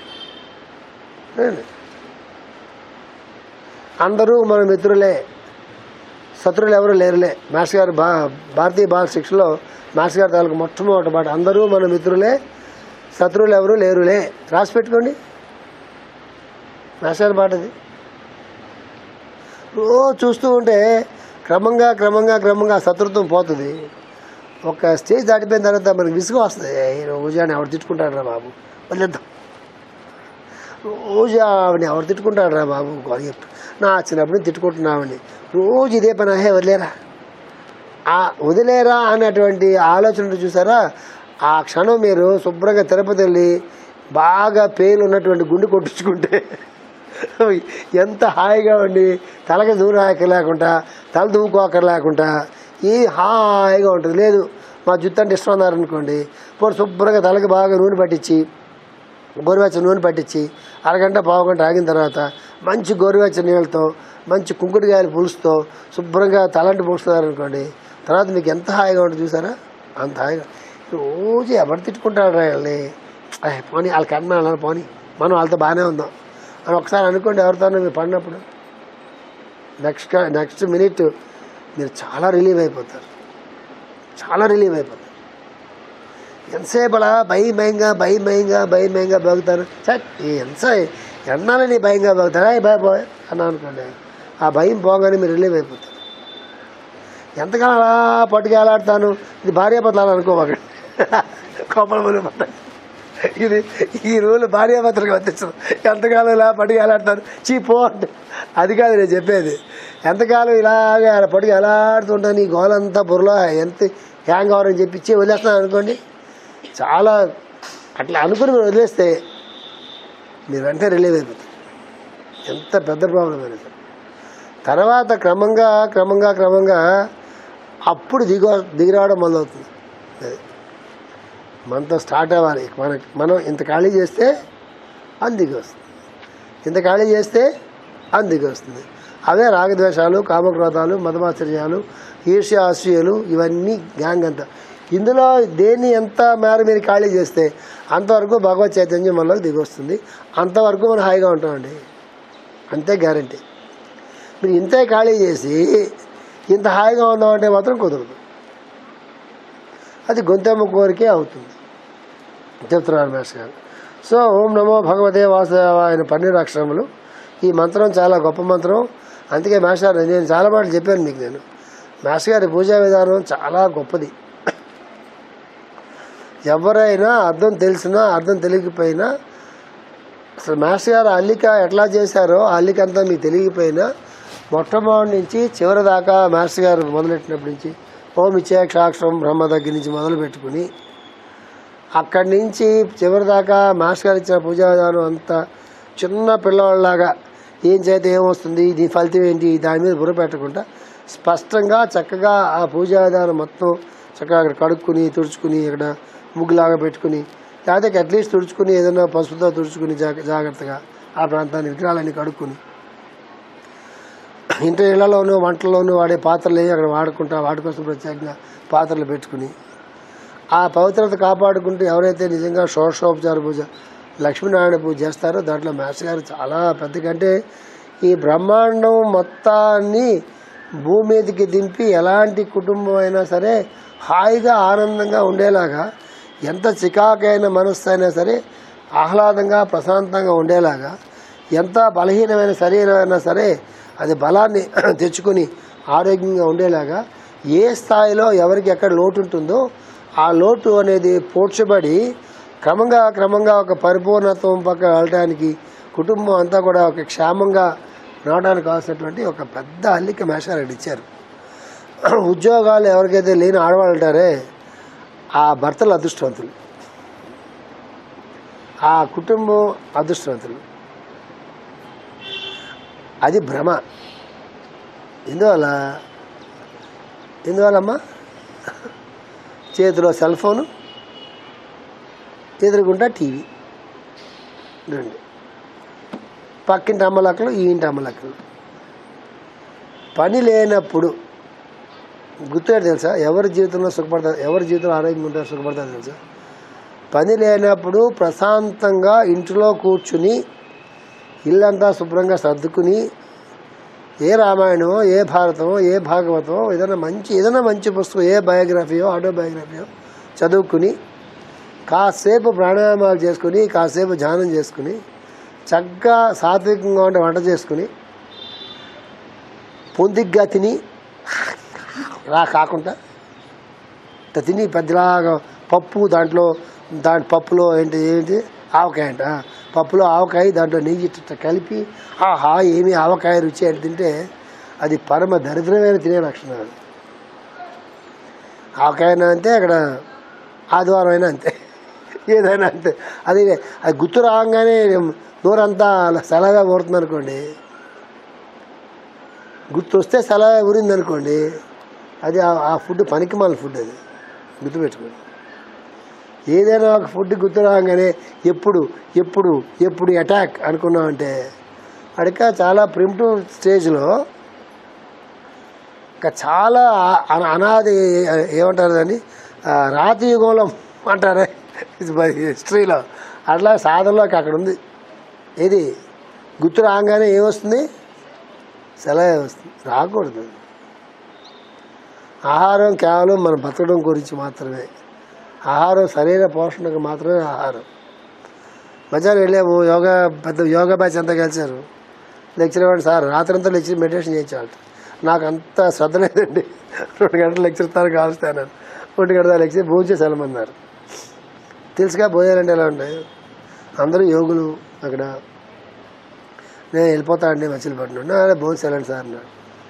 ఇప్పుడు షార్ట్ కట్ కొట్టినాను అడిగా. అంటే ఏంటి, క్యూ అంతా తప్పించి ముందుకు వెళ్ళిపోవాలని. అదేంటి సార్, రూమ్లో వదిలేండి, అంతంతా పడుతుందా పర్లేదు. షార్ట్ కట్ కొట్టి పెట్టాడు. ఒక ఆవిడ రాగానే ఫస్ట్ ఒక అరటికాయ ఇంత, పైన శనగపిండి అంత. అరటికాయ ఏమో ఇంత, శనగపిండి అంత. ఎక్కడ తెలుసండి మీకు, ఇప్పకుండా అడగవచ్చు. మీరు తెలుస్తుంది చూస్తే, దాని వాడకం చూస్తే తెలుస్తుంది మనకి. చెత్త అని తెలుస్తుంది. వద్దమ్మా అన్న. వేసుకోండి సార్, నా చేస్తే వేస్తున్నాను అన్నాను. చెప్పాను, అమ్మ నువ్వు చేస్తే వేస్తున్నావమ్మా, నా పొట్ట ఒప్పుకోదు, వద్దమ్మా. అయిపోయింది. మరి ఇంత పప్పు అన్నారా, వద్దమ్మా, నేను బ్రాహ్మణ కాదమ్మా, నాకు పప్పు వద్దమ్మా, నేను పప్పు ఏదైనా పడదమ్మా, నాకు వద్దమ్మా అన్న. వంకాయ కూర అండి, అసలు తిన్నామా వంకాయ కూర అన్న. ఎట్లా సార్ అన్నారు. సాంబార్ ఉందా అంటే ఉందన్నారు. అన్నం పెట్టామా అని చెప్పి సాంబార్ వేసుకోవడానికి వెళ్తుంటే, సార్ ఈ కంకిపాడు మిరపకాయ సార్, టేస్ట్ చేయండి సార్ అన్నాడు. నేను మచిలీపట్నం అండి సార్, కంకిపాడు అని కాదు. సాంబార్ వేశారు. నాకు చెప్పకుండా వాడు స్వీట్ అంటే ఏం పడేస్తారు, అదే కదా రావకేసరిగా పడేస్తారు. వేశారు. సాంబార్ వేసుకుని అన్నం తినేసేసి ఆ రావకేసరిగా రోట్లో వేసుకుని డబ్బాలో ప్లేట్ పడేస్తారు. ఇంకా వాళ్ళకి పప్పులో అన్నం కలుపుతున్నారు. తర్వాత ఏంటి సార్ అయిపోయిందా అని అడిగారు. అయిపోయింది సార్ అన్నాను. అంటే అదేంటి సార్, ఇక మేము మొదల్లో ఉన్నాం, మీరే మొహమాట పడుతున్నారా అన్నారు. మొహమాట పడట్లేదు, యోగం పడుతున్నా అని చెప్పాను. మొహమాట పడి యోగం పడుతున్నాను, ఇంతే తింటానని చెప్పాను. స్టన్ అయ్యాడు. ఇది ఇంత అన్నం తినేసి సాంబార్ వేసుకుని ఎట్లా సరిపోతుంది సార్ అన్నాడు. నేను మరి బాగానే ఉన్నా కదా, 6-7 ఇయర్స్ నాకు బాగానే ఉన్నాను, నీకన్నా బాగున్నా కదా అన్న. బాగున్నారు సార్ నన్ను, వెళ్ళొస్తానని కారెక్కి వచ్చేసి ఏం చెప్తాను మీకంటే, చాలా ప్రిమిటివ్ స్టేట్ అది ఫుడ్ అంటే. చాలా దానికోసం చచ్చిపోతూ ఉంటారు. నిద్రపోయే ముందు రోజు టిఫిన్ ఏంటి, టిఫిన్ చేస్తుండగా మధ్యాహ్నం పూట మెనూ ఏంటి ఫుడ్లో, మధ్యాహ్నం పూట భోజనం చేస్తుండగా రాత్రిపూట ఏంటి. అదే దిక్కుమాల జీవితం. అది ఫుడ్ ఎందుకు కావాలి మనకంటే, సరే నిలబడడానికి ఫుడ్ కావాలి, ఆరోగ్యంగా ఉండడం కోసం ఫుడ్ కావాలి. సరే మొత్తానికి అంతా కూడా ఆహారం అనేది శక్తిగా మారుతుంది, దానికి ఫుడ్ కావాలి. రుచి కోసం ఫుడ్ కాదు కదా. అది అట్లాంటి ఆలోచనలు ఇక్కడి నుంచి ఖాళీ చేస్తుంటే, అది కావాలి, ఈ ఫుడ్ కావాలి, ఆ ఫుడ్ కావాలి, ఆ ఫుడ్ కావాలి, ఈ ఫుడ్ ఖాళీ చేస్తుంటే అంత మేర శక్తి దిగుతుంది మనలో. అంటే ఇక్కడ రహస్యం ఏంటి తెలుసా, దేని గురించి ఇవన్నీ చేస్తాం అనుకుంటామో ఆ తప్పు అన్నీ వస్తాయి. అది ఇక్కడ గోల. ఎందుకు ఏం చేస్తే ఏమొస్తుందో మనకు తెలియదు, తెలిసినా అది మనకు నచ్చదు. ఎందుకు, మన ప్రకారంగా జరగాలి. అది మన ప్రకారంగా ఎప్పుడు పనులు జరగవు ప్రపంచంలో. వాటి ప్రకారంగా పనులు జరుగుతాయి. వాటిని మనం అర్థం చేసుకుని అడాప్ట్ చేసుకోవాలి జీవితంలో. మన ప్రకారంగా పనులు జరుగుతాయా? జరగవు. ఇందాక 2 పిల్లలు వచ్చారు చూసారా, వచ్చారు. ఇద్దరు చాలా పెద్దవాళ్ళు, ఇద్దరు సాఫ్ట్వేర్ భార్యాభర్త. వాళ్ళు చాలా కాలం వరకు నాకు చెప్పలేదు మీ ఇద్దరు భార్యాభర్తలు అని. ఆయన జోనల్ మేనేజరు, ఆ అమ్మాయి ఏమో ట్రైనరు, ఆయన జోనల్ మేనేజరు. సడన్గా అనూష ఒకసారి నా రూమ్లోకి వచ్చి, సార్ చాలా సంవత్సరాల నుంచి మీతో కలిసి వర్క్ చేస్తున్నాం, మేము చూస్తే నాకు మా ఫాదర్ చూసినట్టుగా అనిపిస్తుంది, నాకు నేనేదో ఇక్కడికి వచ్చేస్తాను అనిపించదండి, అందువల్ల మీతో నేను షేర్ చేయాలండి. ఏం షేర్ చేస్తావు చెప్పారు సార్ అన్న. సార్ శ్రీనివాస్ నేను వైఫ్ అండ్ హస్బెండ్ సార్ అంది. అయితే ఏంటట అన్న, ఇంతవరకు మీరు చెప్పలేదు కదా, మీ ఇద్దరు పనిచేస్తున్నారు, నేను చెప్పడానికి ఏముంది, నాకేం కొత్తగా అనిపించట్లేదు అన్న. లేదు సార్ మీ ఇద్దరు వైఫ్ అండ్ హస్బెండ్ సార్ అని ఆమె కొంచెం పర్సనల్ విషయాల గురించి షేర్ చేసింది. చెప్పాను, నీకు మంచి జాబ్ ఇప్పిస్తాను, చేస్తావన్నాడు. చాలా మంచి అమ్మాయి, ఎక్స్ట్రాడనరీ ఒబీడియన్స్, ఎక్స్ట్రాడనరీ టాలెంట్, 2 ఉండాలి. టాలెంట్ ఉండాలి, ఒబీడియన్స్ ఉండాలి. ఒకటి ఉంటే సరిపోదు. అంటే నా గ్రూప్లో సరిపోదు, మిగతా చోట్ల సంబంధం లేదు. నా ఫ్రీక్వెన్సీకి మ్యాచ్ కావాలంటే ఫస్ట్ టాలెంట్ ఉండాలా, సెకండ్ ఒబీడియన్స్ ఉండాలి. చేస్తా అంటే చేస్తాను సార్ అంది. శ్రీనివాస్ నువ్వేం చేస్తావా అన్న. సార్ నేను కూడా కంపెనీ మారుదాం అనుకుంటున్నాను సార్ అన్నాడు. సరే అన్న, అయిపోయింది. 1 year అయిపోయింది యాక్చువల్. సడన్గా ఒక రోజు అనుష బాగున్నావు అంటే సార్ పొద్దుటే అనుకుంటున్నా సార్ మీతో మాట్లాడి చాలా కాలం అయిపోయింది, మీకు ఫోన్ చేద్దామని. ఏంటి సార్ ఎప్పుడు అనుకున్నా మీకు ఫోన్ చేద్దామని మీరే ఫోన్ చేస్తుంటారు ఏంటి సార్ అని అడిగింది. ఏమోనమ్మా నాకు నీకు ఫోన్ చేయాలనిపించింది, ఫోన్ చేశాను, నేను బాగున్నావా అంటే బాగున్నానని అలా మాట్లాడుకున్నా. ఆదివారం వస్తాను సార్ కలవడానికి అంటే నేను రా అన్నాను. 4 బాగా వచ్చారు. ఏమైందమ్మా అన్న, ఏంటి సార్ మా గురించి మీరు అంత మంచి ఇంప్రెషన్ ఇచ్చారు, వాళ్ళకి 6 lakhs శాలరీలో నేను ఫిక్స్ చేశారు, 4 lakhs అనౌన్స్మెంట్ ఫిక్స్ చేశారు సార్. నమస్కారం పెట్టి వెళ్దాం సార్, నమస్కారం నేను పెట్టించుకుంటాను. వాళ్ళు వేరే వేరే వేరే ఫ్యామిలీ వేరే గ్రూప్, సంబంధం లేదు మనకి వాళ్ళకి. సార్ ఎందుకో గురు పూర్ణిమ పూట మీకు నమస్కారం చేయాలని వచ్చాను సార్ విజయవాడ నుంచి. వద్దనుకోండి సార్ నరితో పెట్టేయండి పర్లేదు, కానీ నా బ్లెస్సింగ్ నీ ఉద్యోగానికి కష్టమా అని చెప్పా. దేనికి సార్ అని అనుష, తర్వాత తెలుస్తుంది ఇక్కడ చెప్పి. తర్వాత తెలుస్తే ఇప్పుడు చెప్పను, నేను నమస్కారం పెట్టించుకుంటాను, నువ్వు అనుకున్న బ్లెస్సింగ్ నీకు రాదు, నీకు ఏది కావాలో అది వస్తుంది బ్లెస్సింగ్, తర్వాత తెలుస్తుంది, తర్వాత మాడుకుందాం మనదు పదా అని చెప్పా. చాలా హ్యాపీగా వెళ్ళిపోయాను. అలా నేను అందరికీ ఉద్యోగాలు ఇప్పించుకెళ్ళా. నేను మా అమ్మాయికి ఇప్పించలేను ఉద్యోగం, మా అబ్బాయికి నేను ఉద్యోగం ఇప్పించాను. ఈ చాలా కలవాలి. ఎవరి మనసులు చాలా ప్రశాంతంగా ఉంటాయో, ఎవరి మనసుల్లో ఊరిక దురహంకారం కానీ దురాశ కానీ ఉండదు. ఇవి క్వాలిఫికేషన్స్ మనిషికి. దురహంకారం ఉండకూడదు, దురాశ ఉండకూడదు, దురాలోచన ఉండకూడదు. ఎవరో ఏదో మనకు చేస్తే బాగుండును భగవంతుడితో కూడా కలిపి, ఎవరో ఏదో మనకి ఏదో చేస్తే బాగుండు అనేటటువంటి ఒక ఆశ అలాగా తొలిచేస్తుంటే జీవితంలో వాళ్ళకి ప్రశాంతత ఉండదు, అవి రావు వాళ్ళకి. ఏం చేస్తే వస్తాయో అట్లాంటి యాటిట్యూడ్ డెవలప్ చేసుకోవాలి. ఆ పిల్లలకి క్షణాల మీద పనులు అవుతాయి. చాలా ఆశ్చర్యవేస్తుంది, చాలా ఆశ్చర్యవేస్తుంది.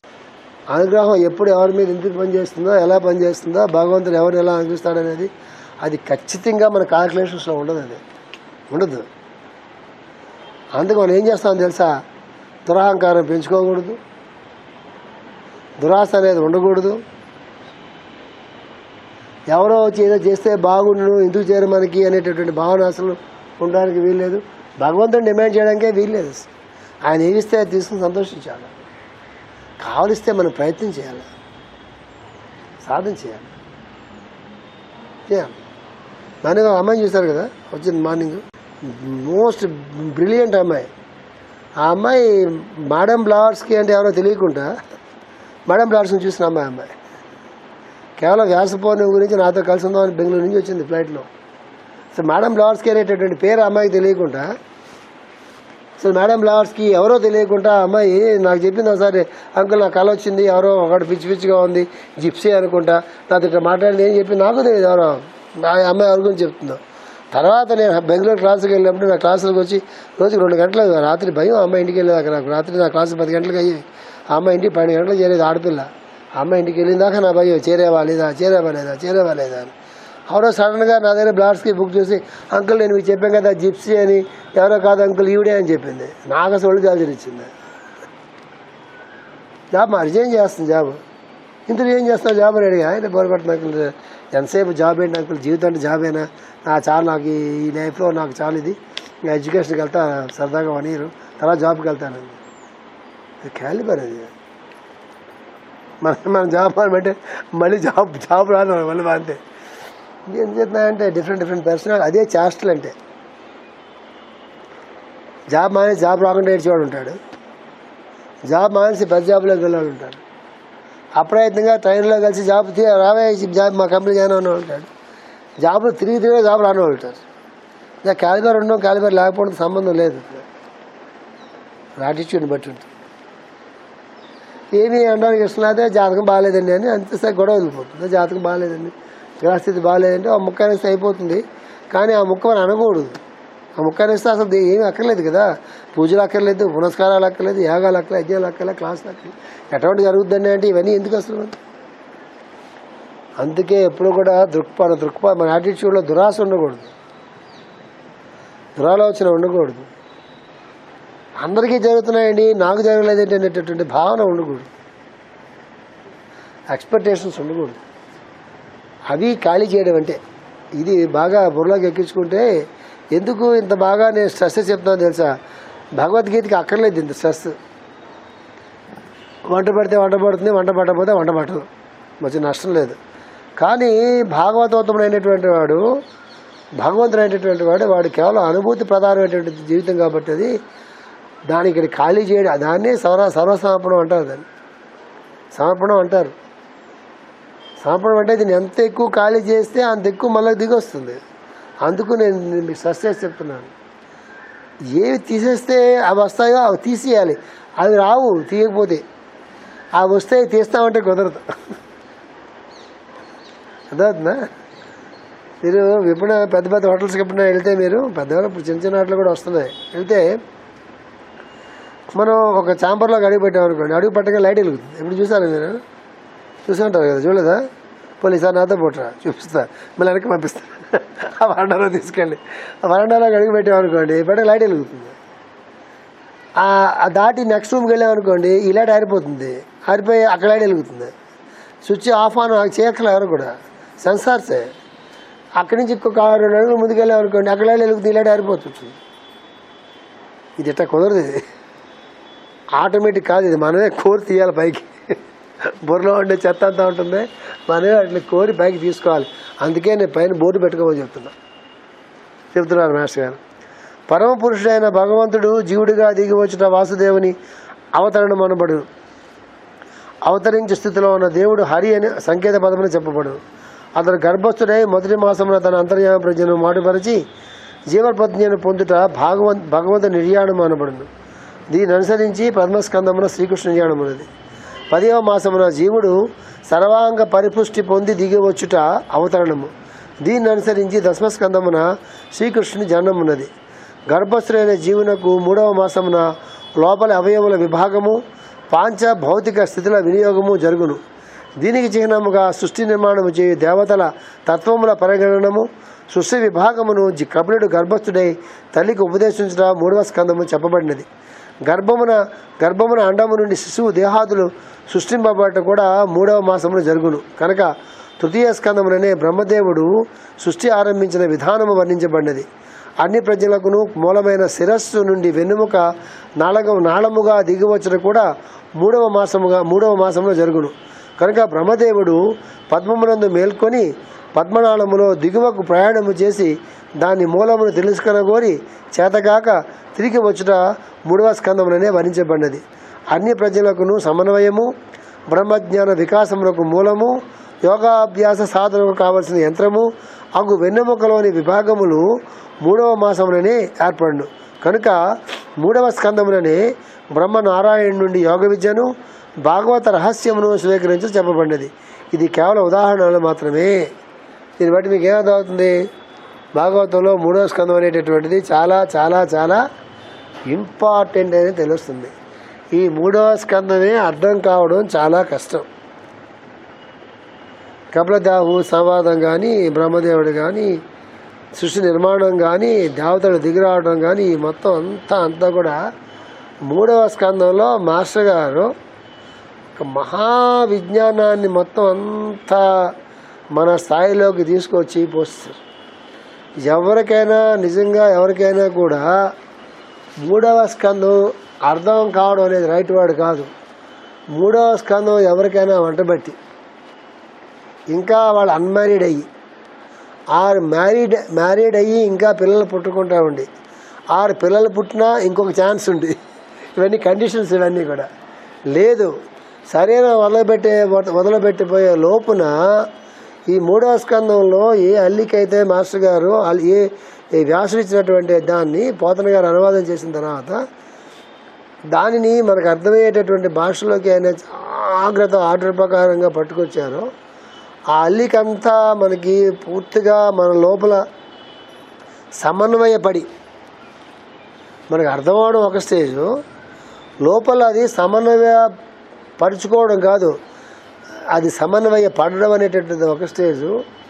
అట్లాంటి స్టేజ్లో శరీరం వదిలిపెట్టిన, అట్లాంటి స్టేట్లో పిల్లలకి జన్మించిన, గర్భస్థులైనటువంటి శిశువు గర్భంలో పడడానికి ముందు అట్లాంటి జ్ఞానం అనేటటువంటిది, విజ్ఞానం ఆ తల్లిదండ్రులకు ఉన్నా కూడా అప్పుడు పుట్టే పిల్లల తాలూకు ఇది డిఫరెంట్గా ఉంటుంది.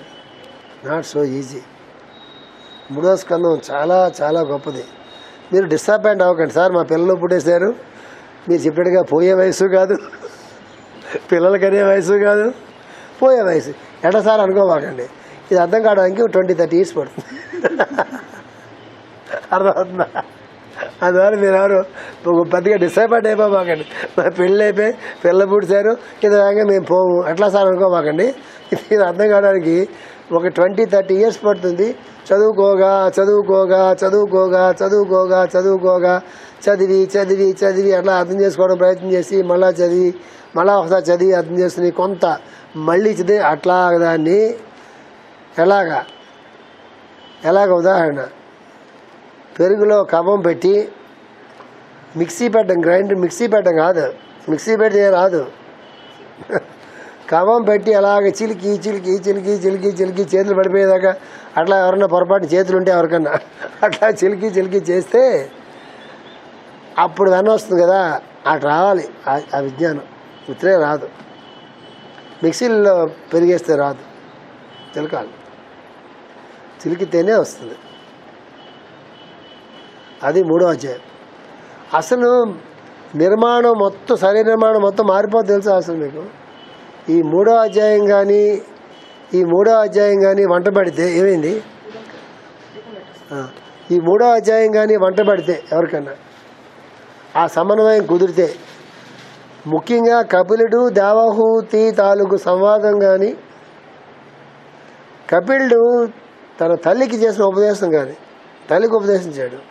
మనకి రెండు చోట్ల ఉంటుంది పురాణాల్లో. కపిలుడు తల్లికి ఉపదేశం చేస్తాడు, సుబ్రహ్మణ్య స్వామి తండ్రి అయినటువంటి శివుడికి ఓంకారం ఉపదేశం చేస్తాడు. ఎక్కడ చేశాడో తెలుసా? ఎక్కడ చేశాడు? సుబ్రహ్మణ్య స్వామి తన తండ్రి అయినటువంటి పరమశివుడికి ఓంకారాన్ని ఉపదేశం చేస్తాడు. ఏ క్షేత్రంలో చేశాడు? మాస్టర్ సి గారి తాలూ కుంభకోణం ఉంటుంది. ఆ కుంభకోణానికి ఒక 10 kilometers దూరంలో స్వామిమలై కదా, స్వామిమలై అని 6 క్షేత్రాల్లో ఒక క్షేత్రం ఉంటుంది. స్వామిమలై అంటారు. సుబ్రహ్మణ్య స్వామి 6 క్షేత్రాల్లో అదొక క్షేత్రం. అది ఆ క్షేత్రంలో సుబ్రహ్మణ్య స్వామి తన తండ్రి అయినటువంటి పరమశివుడికి ఓంకార ఉపదేశం చేశాడు. కపిలుడు తన తల్లికి చేసిన ఉపదేశం ఉంది చూసారా, అది తల్లికి ఉపదేశం చేయడం ఏంటి, తండ్రికి ఉపదేశం చేయడం ఏంటి, అది అక్కడ పాయింట్. సృష్టి రహస్యాలు, సృష్టి క్రమం మొత్తం అంతా అండాండము, బ్రహ్మాండము, పిండాండము. బ్రహ్మాండం అంటే సృష్టి మొత్తం, పిండాండం అంటే మనం. ఈ బ్రహ్మాండంలో మొత్తం అంతా ఏముంది, అది పిండాండంగా ఎలా దిగొచ్చింది. ఆ క్రమంలో జీవుడు 9 నెలలు శరీరంలో ఉండి గర్భధారణలో అయిన తర్వాత 9 నెలలు ఉండి 10వ మాసంలో ఎట్లాగా జీవుడు పైకి వస్తాడు. ఈ క్రమం అంతా తెలుసుకుంటే ఏమవుతుంది తెలుసా, పునర్జన్మ వస్తుంది మనిషికి. ఆ జన్మలోనే పునర్జన్మ వస్తుంది. ఒక నెట్వర్క్ అనేది లోపల ఏర్పాటు అవుతుంది. మాస్టర్ ఇచ్చినటువంటి వరం అది మనకి. అదే మన పోతన భాగవతం చదువుకుని వ్యాస భాగవతం చదువుకుంటే అల్లికి మనకి చేత కాదు. ఏదో బాగా చెప్తుంది. కపిలుడు మహానుభావుడు అండి, తల్లికి ఉపదేశం చేశాడండి, మనం నమస్కారం పెట్టుకుంటే బాగుంటుందని అన్నట్టుకుంటు. ఇది ఎప్పుడైనా ప్రయత్నం చేయండి. వెన్నెముకలోని విభాగములు మూడవ మాసంలో ఏర్పడు. కనుక 3వ స్కందంలోనే బ్రహ్మ నారాయణ నుండి యోగ విద్యను భాగవత రహస్యమును స్వీకరించి చెప్పబడింది. యోగ విద్య అక్కడ చెప్పారట, అక్కడ ఏం చెప్పారు, భాగవత రహస్యం కూడా చెప్పారట. ఇది కేవలం ఉదాహరణ మాత్రమే. గ్రంథరచన అంతయు ప్రత్యేకములైన జీవుని ఉపదేశ గుప్త విద్యలతో నిండి ఉన్నది. ఇది ఇంతవరకు చెప్పిందంతా మాస్టర్ కేవలం ఉదాహరణ చెప్పాను. గ్రంథరచన అంతా కూడా ప్రత్యేకములైన జీవుని ఉపదేశ గుప్త విద్యలతో నిండి ఉన్నది. అంటే గుప్త విద్య అంటే ఏంటి, ఎంతవరకు రహస్యంగా ఏదైతే తెలియకుండా ఉందో మానవ జాతికి, అట్లాంటి గుప్త విద్యలు రహస్య విద్యలు కూడా ఇక్కడ ఉపదేశించబడే సుమా అని చెప్తున్నారు మాస్టర్. ఇన్నియు అనుభూతితో జోడించి మాత్రమే ఉపదేశింపబడు. అది ఇక్కడ గొప్పతనం. ఇన్ని విద్యలు కూడా దేంతో జోడిస్తారట, అనుభూతితో జోడించి మాత్రం ఉపదేశించబడు. అంటే ఇది ఉపదేశం చేసి ఇక మీ గోల్ మీరు పడండి, ఎప్పుడు వస్తే ఆడ అనుభూతి మీకు వస్తుంది, తర్వాత కనిపించండి అని ఉండదట.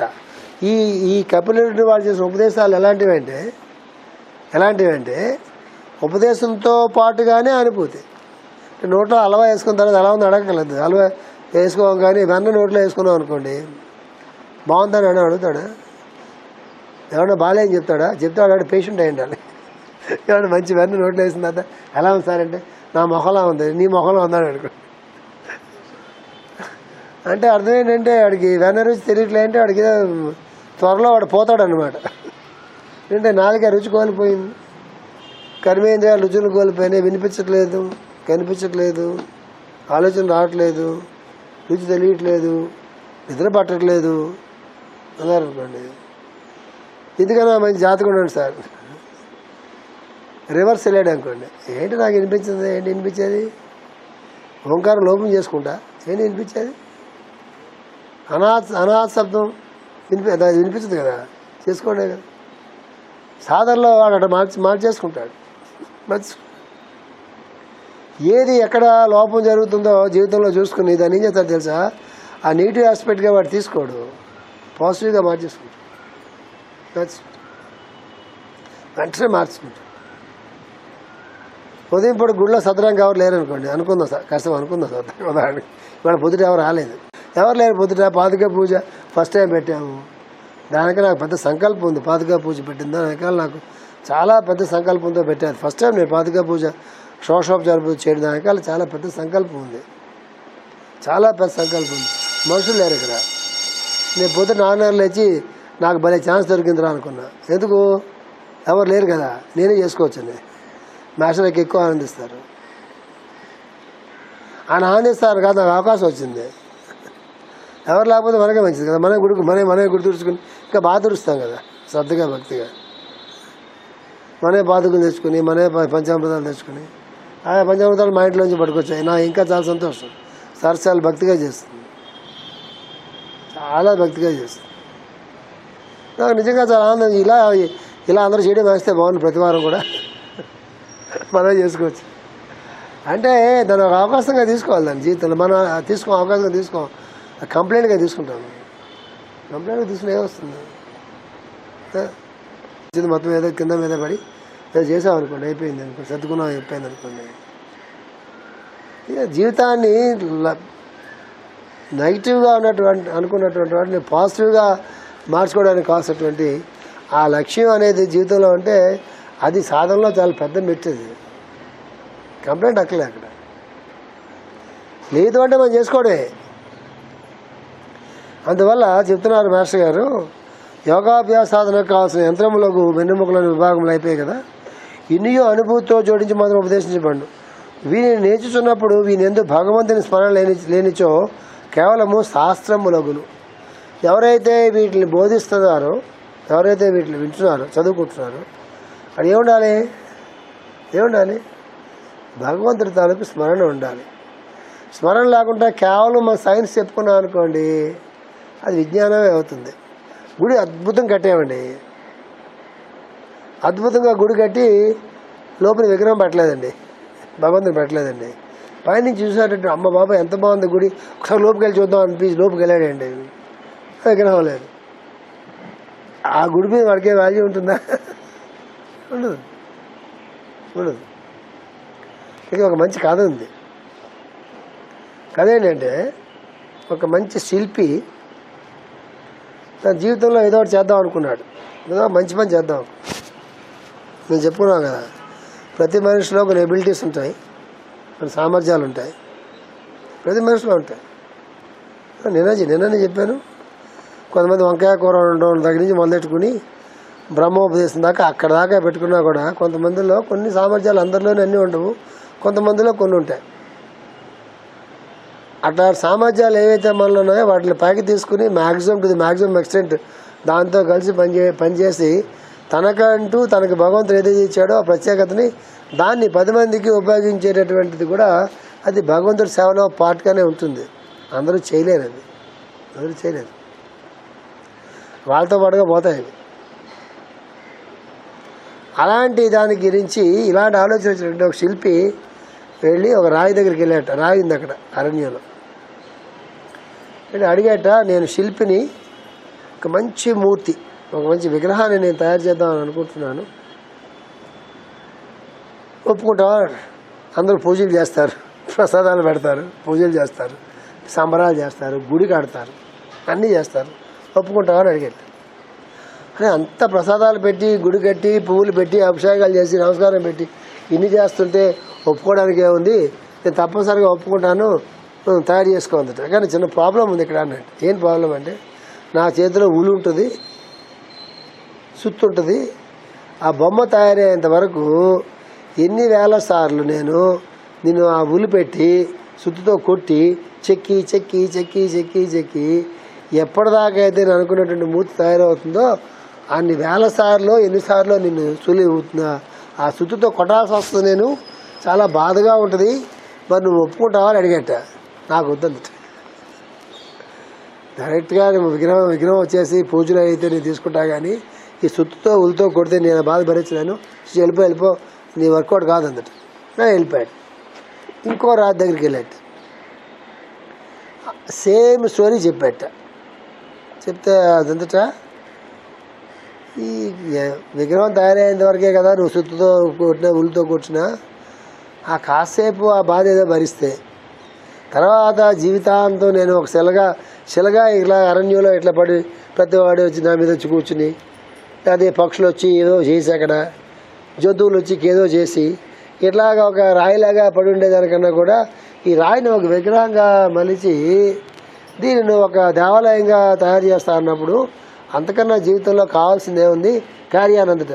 ముందే చెప్తున్నాను సుమా, నీకు చాలా బాధగా ఉంటుంది సుమా అంటే, బాధనే భరిస్తాను, నువ్వు క్యారియానందట. ఆయన కూర్చుని సొత్తి ఉలి పట్టుకుని బాగా కొట్టి కొట్టి కొడితే నొప్పి పెడుతుంది పాపం. దానికి కుయ్య ముర్రం అనుకుంటూ నొప్పి అంతా భరిస్తుంది. ఎందుకు భరిస్తుంది? ఫైనల్ గోల్ ఏంటి? తను ఒక విగ్రహంగా, ఒక పూజలు అందుకునే విగ్రహంగా మారిపోతుంది అనుకుని తయారు చేసింది. విగ్రహం తయారు చేసిన తర్వాత విగ్రహం అంతా తయారైన తర్వాత ఆయన వెంటనే విగ్రహం అంతా తయారైపోయిన తర్వాత మళ్ళీ వెనక్కి తిరిగి దానికి ప్రాణ ప్రతిష్ఠ చేసి మళ్ళీ వెనక్కి తిరిగి చూడకుండా అని వెళ్ళిపోయాట. ఎవరు? ఈ శిల్పి. ఎవరో కొండ జాతి వాళ్ళు అటుపక్క వెళ్తూ, ఏంట్రా ఇక్కడ ఏదో రాయి ఉండేది, ఇక్కడ ఈ సడన్గా చూస్తే విగ్రహం ఉంది, ఈ స్వయంభూ, ఈ స్వయంభూగా ఇక్కడ ఈ భగవంతుడు నిలిచాడని చెప్పేసేసి ఊర్లో అందరికీ చెప్తే అందరూ వచ్చి గబగబ గుడి కట్టేసేసి హారతలు ఇచ్చి పూజలు చేసి దాని అది పెద్ద తిరునాళ్ళలాగా అయిపోయి అదొక పెద్ద దేవాలయంగా అయిపోయింది. ఇక్కడితో కథ ఆగల. దేవాలయంగా అయిన తర్వాత అందరూ కొబ్బరికాయలు తెచ్చి ఎక్కడ కొట్టాలో అర్థం కాక, మరి కొబ్బరికాయలు కొట్టడానికి ఏం దొరకట్లేదురా అంటే, ఆ పక్కన రాయి ఉంది, నెమ్మదిగా ఆ రాయిని పట్టుకొచ్చి ఈ గుడి ముందు పెడితే ఆ రాయి మీద కొబ్బరికాయ కొట్టి దేవుడు నైవేద్యం పెట్టని చేసి చెప్పి, మొట్టమొదటి ఏ రాయి అయితే చిచి నన్ను దెబ్బలు కొట్టొద్దని చెప్పింది కదా, ఆ రాయిని వెతుక్కుంటూ వెళ్ళి దాన్ని పట్టుకొచ్చి గుడి ముందు పెట్టాడు. గుడి ముందు పెడితే ఒక కాలు దాన్ని తగిలించీడు. కొబ్బరి అన్నది కదా, కొబ్బరికాయ టపీలని కొట్టి గుడిలో తీసుకెళ్తుంటే అప్పటి నుంచి ఇప్పటిదాకా కూడా ఇదేమో కొబ్బరికాయ దెబ్బలు తిట్టింది. నాలోను ఒప్పు పట్టమ్మా, ఒప్పు పడితేనేమో నీకు విగ్రహంగా తయారవుతావు అని చెప్తే నీ ఒప్పు పట్టినంది ఆ రాయిగా పడేసి రోజు కొబ్బరికాయలు కొడుతుందట. ఆ రోజు నుంచి ఈ రోజు వరకు ఆ రాయి ఏమో పూజలు అందుకుంటుంటుందట. ఈ రాయి ఏమో ఏమవుతుంది, ఆ కొబ్బరికాయ ప్రతిరోజు కొన్ని వందల కొబ్బరికాయలు కొట్టి కొట్టి కొట్టి రోజు ఏడుస్తూనే ఉందట. చూసారా? జీవితం కూడా అంతే. జీవితంలో అవకాశం ఏదైనా మనకు ఒక మంచి కార్యక్రమం చేయడానికి కానీ, ఒక మంచి సంకల్పం చేయడానికి కానీ, ఒక మంచి ప్రణాళిక అనేటువంటి చేయడం కానీ, లేకపోతే 10 మందికి సేవ చేసేటటువంటి ఒక అవకాశం వచ్చినప్పుడు కానీ, 10 మందికి బోధ చేసే అవకాశం వచ్చినప్పుడు కానీ, 10 మందికి మందులు ఇచ్చే అవకాశం వచ్చినప్పుడు కానీ, ఏదైనా అనండి, 10 మందికి అన్నం పెట్టే అవకాశం వచ్చినప్పుడు ఏదైనా అనండి, ఒక 10 మందికి మన ద్వారా ఒక మంచి పని జరిగేటటువంటి ఒక అవకాశం మన చేతికి వచ్చినప్పుడు దాన్ని వదులుకుంటే ఏమవుతుంది? ఈ సుత్తి దెబ్బలకి భయపడింది ఆ కొబ్బరికాయలకు కుట్టే రాయిలాగా అయిపోతుంది మన జీవితం. అదే దుష్కరం అంటే. అందుకే గుర్తుపెట్టుకోండి, బాధ్యతలు మీద పడుతున్నప్పుడు సాధకుడు కానిటువంటి వాడు భయపడతాడు. యోగి పెద్ద వదిలేసేయండి. బాధ్యతలు ఎక్కువ మీద పడుతున్నప్పుడు సాధకుడు అనేటువంటి వాడు సంతోషంగా వాటిని స్వీకరిస్తాడు. ఎందుకు తెలుసా? దాంతోనే వాడు ఎదుగుతాడు. సుఖాలతో మనుషులు ఎదగరు, కింద పెడతారు. కష్టాలతోనే మనుషులు ఉద్ధరించబడతారు. అంటే కష్టాలు వీళ్ళు కోరమని నేను చెప్పట్లే. కష్టాలతోనూ సమస్యలతోనూ వాటితోనే మనుషులు ఎదుగుతారు. ఎప్పుడు ఏడుగు ముఖం కాకపోతే, ఏడుగు ముఖం అయితే ఎదగరు. ఆ సమస్య పరిష్కారం కాదు, ఏడుగు ముఖమే మిగిలిపోతుంది. ఇక సమస్య వచ్చిందంటే అది సాధకుడు దాన్ని ఒక పరీక్షగా తీసుకుంటాడు, ఒక అవకాశంగా తీసుకుంటాడు, ఒక ఆపర్చునిటీగా తీసుకుంటాడు. దాన్ని వాడు ధైర్యంతో కాదు, బాధ్యతతో హ్యాండిల్ చేస్తాడు, ప్రేమగా స్వీకరిస్తాడు, ఎస్కేప్ అవడం కోసం ప్రయత్నించాడు. ఆపర్చునిస్టులు, ఎస్కేపిస్టులు ఎప్పుడు కూడా యోగానికి ఆధ్యాత్మికతకి పనికిరాదు, వాళ్ళలోకి ఆ వెలుగు దిగిరాదు. చెప్తున్నారు మాస్టర్ గారు ఏంటంటే, ఇది 10వ మాసం అయిపోయింది కదా, ఇక్కడ అయిపోయింది. పరమ పురుషుడైన ఓకే వీని నేర్చుచున్నప్పుడు వీని యందు భగవంతుని స్మరణ లేనిచో కేవలం శాస్త్రములగును, భాగవతమునకు అది పనికిరాదు. అంటే కేవలం శాస్త్రం పనికిరాదు. ఏం కావాలి? భగవంతుడి తాలకు స్మరణ కావాలి. ఆ రాయే ఈయనకు శుద్ధ భయంగానే ఏమని అనుకుంటుంది? నారాయణ అనుకుంటుంది. ఇంకో శుద్ధెబ్బ పడంగానే ఏమనుకుంటుంది? నారాయణ అనుకుంటుంది. ఇంకో శుద్ధ పడంగానే ఏమనుకుంటుంది? నారాయణ అనుకుంటుంది. ఆ నారాయణ నారాయణ నారాయణ ప్రతి దెబ్బ పడంగానే ఆ నారాయణ అని చెప్పి ఒకసారి భగవంతుని స్మరించినందువల్ల అసలు అప్పుడే ప్రాణప్రవేశం జరిగిపోయింది. ఎవరో వచ్చి ప్రాణప్రవేశం చేయకర్లా, ఆ తయారవుతున్నప్పుడే నారాయణ నారాయణ నారాయణ ప్రతి శుద్ధకి నారాయణ నారాయణ అంట వల్ల ఆ నారాయణ ఎలాగైతే ప్రహ్లాదుడికి పొట్టలో ఉంటుండగా నారదుడు మహర్షి నారాయణ మంత్రం ఉపదేశం చేస్తే ఆయన పుట్టంగానే నారాయణ మంత్రంతోనే పుట్టాడు. ఆయన నారాయణ తాలూకు అనుగు శిష్యుడిగా పుట్టాడు. అది 3వ స్కందంలో ఉండేటటువంటి బ్యూటీ. అందుకే చెప్తున్నాను, పెళ్ళి కాని పిల్లలకి పెళ్ళైన తర్వాత కూడా ఇంకా పిల్లలు వచ్చే పిల్లలు పుట్టేటటువంటి ఉన్నట్లయితే ఆ నారాయణ స్మరణతో పుట్టిన పిల్లలు ఉంటారే వాళ్ళ ప్రవర్తన డిఫరెంట్గా ఉంటుంది. ఆ స్మరణతోనే పిల్లల్ని పెంచాలి. పిల్లలు ఏదో అయిపోతారని పెంచకూడదు, నారాయణ స్వరూపంగా పెంచాలి అంతే. నారాయణ అంటాను, మా అబ్బాయి అమెరికా వెళ్తాడు, మా అమ్మాయి ఏదో గొప్ప సింగర్ అయిపోతుంది, ఇట్లాంటి దిక్కుమాలిన ప్రోగ్రామ్స్లో సంకల్పాలు చేయకూడదు. స్మరణ చేయాలంతే. లోపల ఉన్నటువంటి జీవుడు నారాయణుడు, లోపల ఉన్నటువంటి జీవులు అదే అమ్మవారు లేదా అయ్యవారు. తెలియదు కదా మనకి ఎవరు అయ్యో అమ్మో తెలియదు కదా, అక్కడ పెంచాలి. రోజు ఇలా అనుకుంటూ పెంచితే అలాంటి మా కొడుకు పుట్టంగానే ప్రహ్లాదుడు అయిపోతాడంటే కుదరదు. ప్రహ్లాదుడు లాంటి పిల్లలు మన ఇంట్లో మనం భరించలేము. కథలు వింటే బాగుంటాయి అంతే. శ్రీకృష్ణుడు లాంటి పిల్లలు మన ఇంట్లో అంటే భరించలేము. మనం పరీక్షిత మన ఇంట్లో అంటే మనం భరించలేము. మనకు జడ్డి పిల్లలే కావాలి. అంత యాక్టివ్గా ఉంటే మనం భరించలేము. అది నేను చెప్పట్లేదు, కానీ ఆ పంథా వేరుగా ఉంటుంది. ఒకటే గుర్తుపెట్టుకోండి, యోగ స్మరణతో, యోగ సాధనతో కానీ, యోగాభ్యాసంతో కానీ, యోగ విద్యతో కానీ, భగవంతుడి స్మరణతో కానీ కూడి ఉన్నటువంటి ఒక అబ్బాయి ఒక అమ్మాయి భార్యాభర్తలు అయిన తర్వాత ఆ ఇద్దరూ కూడా అదృష్టం బాగుండి అదే స్మరణతో వాళ్ళు సంసారం చేస్తున్నప్పుడు, ఆ బ్యాక్గ్రౌండ్లో ఆ అమ్మాయి గర్భవతి అయినప్పుడు, ఆ బ్యాక్గ్రౌండ్లో ఆ అమ్మాయి గర్భవతి అయిన తర్వాత సంతానం జరిగినప్పుడు ఖచ్చితంగా ఆ బ్యాక్గ్రౌండ్తోనే పుడతారు. వాళ్ళపైన గ్రహాలు చాలా తక్కువ పనిచేస్తాయి, అనుగ్రహం ఎక్కువ పనిచేస్తూ ఉంటుంది. ఈవెన్ అదర్వైజ్ పిల్లలు పుట్టిన తర్వాత కూడా ఈవెన్ అదర్వైజ్ మన అదృష్టం బాగుండి ఆ అబ్బాయో అమ్మాయో లేకపోతే కొడుకో కూతురో భార్యాభర్త నలుగురు కూడా కలిసి కూర్చుని ఇక ఏ డిస్కషన్స్ పెట్టకుండా చక్కగా కూర్చుని నారాయణ మంత్రమో లేకపోతే ఒక హరినామ స్మరణో లేకపోతే మరొకటో జాగ్రత్తగా చేసుకుని ఇంట్లో ఒక అరగంట ఒక పావు గంట వాళ్ళు ఏ భాగవతం చదువుకుని ఆ భాగవతంలో ఉన్నటువంటి మంచి విషయాల్ని చెప్పుకుని నిద్రలోకి వెళ్ళారనుకోండి, అయినా ఆ నారాయణ తాలూకు వెలుగు ఆ ఇంట్లో ఉంటుంది. ఎందుకైనా మంచి నారాయణ మంత్రం చెప్పుకోరా, కలిసి వస్తుంది. ఎందుకైనా మంచిది, కలిసి రాదు చెప్తున్నాను. ఎందుకైనా మంచిది ఒకసారి తలుచుకోరా, ప్రేయర్ చేసుకోరా, ఎందుకైనా మంచిది. ఎందుకైనా మంచిది ఏంటి అసలు యాటిట్యూడే కరెక్ట్ కాదు. యాటిట్యూడే కరెక్ట్ కాదు అసలు. ఇది చెప్పి ఇది అయిన తర్వాత ఆపేద్దాం. ఈ పారాగ్రాఫ్ అయిన తర్వాత నెక్స్ట్ చాప్టర్ మాస్టర్ వెళ్తున్నారు. ఇన్నియు అనుభూతితో జోడించి మాత్రమే ఉపదేశించబడును. వీనిని నేర్చుచున్నప్పుడు వీని యందు భగవంతుని స్మరణ లేనిచో కేవలం శాస్త్రములను భాగవతంలో కదా పనికిరాదు.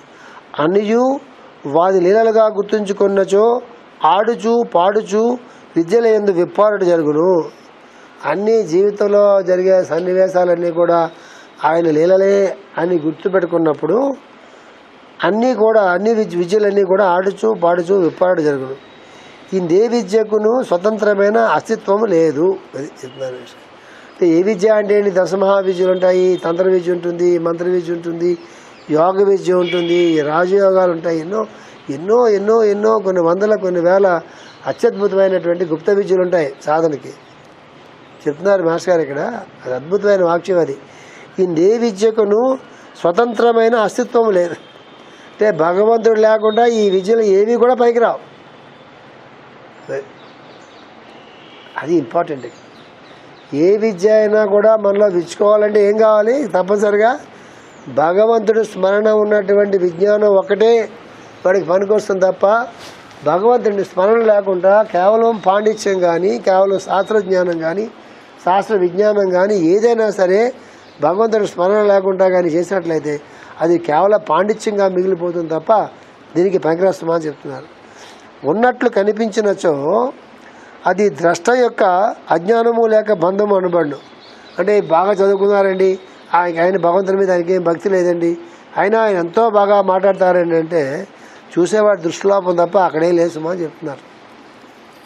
చెప్పి విష్ణు ఇక్కడ చూడండి, ఇది చాలా మంచి క్లూ ఇస్తున్నారు మాస్టర్ ఇక్కడ. విష్ణుపాసనమున కర్మయోగము. మాస్టర్ మంచి క్లూ ఇచ్చారు. విష్ణుపాసనమున కర్మయోగము, వాసుదేవోపాసనమున వైరాగ్య వివేకములతో కూడిన జ్ఞానయోగము. విష్ణు ఆసనలో కర్మయోగం. విష్ణుపాసన అంటే అర్థం ఏంటి? విష్ణుపాసన అంటే ఏంటి? వెనకాల విష్ణుపాసన అంటే అర్థం నామరూపాదులతో కూడి ఉన్న వ్యక్తులను, వస్తువులను, ఆకారములను భగవంతుని వ్యక్తి రూపములుగా నిత్యము స్మరణ ఎందుంచుకున్నట. అది విష్ణుపాసన అంటే. అక్కడ ఏంటన్నారు మాస్టర్ గారు? ఇక్కడ కర్మయోగం అన్నారు. అంటే దేని కలుపుకోవాలి మనం? నామరూపాదులతో కూడి ఉన్న వ్యక్తులను, వస్తువులను, ఆకారములను భగవంతుని వ్యక్త రూపములుగా నిత్యము స్మరణ ఎందుంచుకుంటా. అది అక్కడ కర్మయోగం. కర్మయోగంతో మాత్రమే విష్ణు ఉపాసన అనేది సిద్ధిస్తుంది అని చెప్తున్నారు. ఎట్లాగా? ఒకసారి నేను మీకు చెప్పా. శివానందమూర్తి గురువు గారు ఒకసారి లెక్చర్లో ఎందుకు మనం సంఘ సేవ చేయాలి, ఎందుకు మనం సమాజ సేవ చేయాలి, దానివల్ల దాని ప్రయోజనం ఏంటి అని ఆయన చెప్తూ ఒక అద్భుతమైన డైమెన్షన్ చెప్పారు. నేను చాలా మాట చెప్పాను, ఎంతమంది గుర్తుందో తెలియదు. అని ఏం చెప్పారు తెలుసా? ఎందుకు సమాజంలో వాళ్ళు మనకు తెలుసున్నా, మనకు తెలియకపోయినా, మన బంధువులైనా, మన బంధువులు కాకపోయినా, మన శత్రువులైనా, మన మిత్రులైనా ఎవరైనా సరే ఆ సంబంధ బాంధవ్యాలతో సంబంధం లేకుండా సమాజంలో అందరికీ ఎందుకు సేవ చేయాలి నిస్వార్థంగా అంటే ఆయన చెప్తారు. ఈ జన్మలో ఒక ఆయన భర్త, మనకి ఒక ఆమె తల్లి, ఒక ఆయన తండ్రి, పిల్లలు. కింద జన్మలో ఎవడు భర్త, ఏ తల్లిదండ్రులు మనం పుట్టాము, ఎవరు శత్రువులో మనకి, ఎవరు మిత్రులో, ఎవరు మన పిల్లలు. ఆ కింద జన్మలో మరి ఇంకెవరు భర్తో, మరి ఇంకెవరు భార్యో, ఎవరు శత్రువులో, ఎవరు మిత్రులో, ఎవరికి మనం ఉపకారం చేసామో, ఎవరికి మనం అపకారం చేసామో, ఎవరికి మనం డబ్బులు ఎగ్గొట్టామో, ఎవరిని మనం మోసం చేసామో, ఎవరిని మనం బాధ పెట్టామో, ఇవన్నీ అనేక జన్మల్లో అనేక గర్భాలలో మనం పుట్టినప్పుడు, అనేక దేశాల్లో మనం పుట్టినప్పుడు, అనేక ప్రాంతాల్లో మనం పుట్టినప్పుడు, అనేక కుటుంబాల్లో మనం పుట్టినప్పుడు మనం కొంత మంచి చేసి ఉండొచ్చు, మనం కొంత చెడు కూడా చేసి ఉండొచ్చు. వాళ్ళకి కొంత ఉపకారం చేసి ఉండొచ్చు, కొంత అపకారం చేసి ఉండొచ్చు. అవన్నీ మనకు తెలియదు కదా. అప్పుడు అట్లాగే ఈ సమాజంలో ఉన్నటువంటి వాళ్ళు ఎంతోమంది మనకి పూర్వజన్మలు గుర్తులేవు కాబట్టి తెలియదు. కానీ మన చుట్టూ ఉన్నవాళ్ళు కానీ, చుట్టూ లేనట్టు ఎక్కడ ఉన్నటువంటి వాళ్ళు కానీ ఎంతోమంది మన వాళ్ళు ఉపకారం పొందే వాళ్ళు ఉండొచ్చు, ఎంతోమంది మన వాళ్ళు అపకారం పొందే వాళ్ళు కూడా ఉండొచ్చు.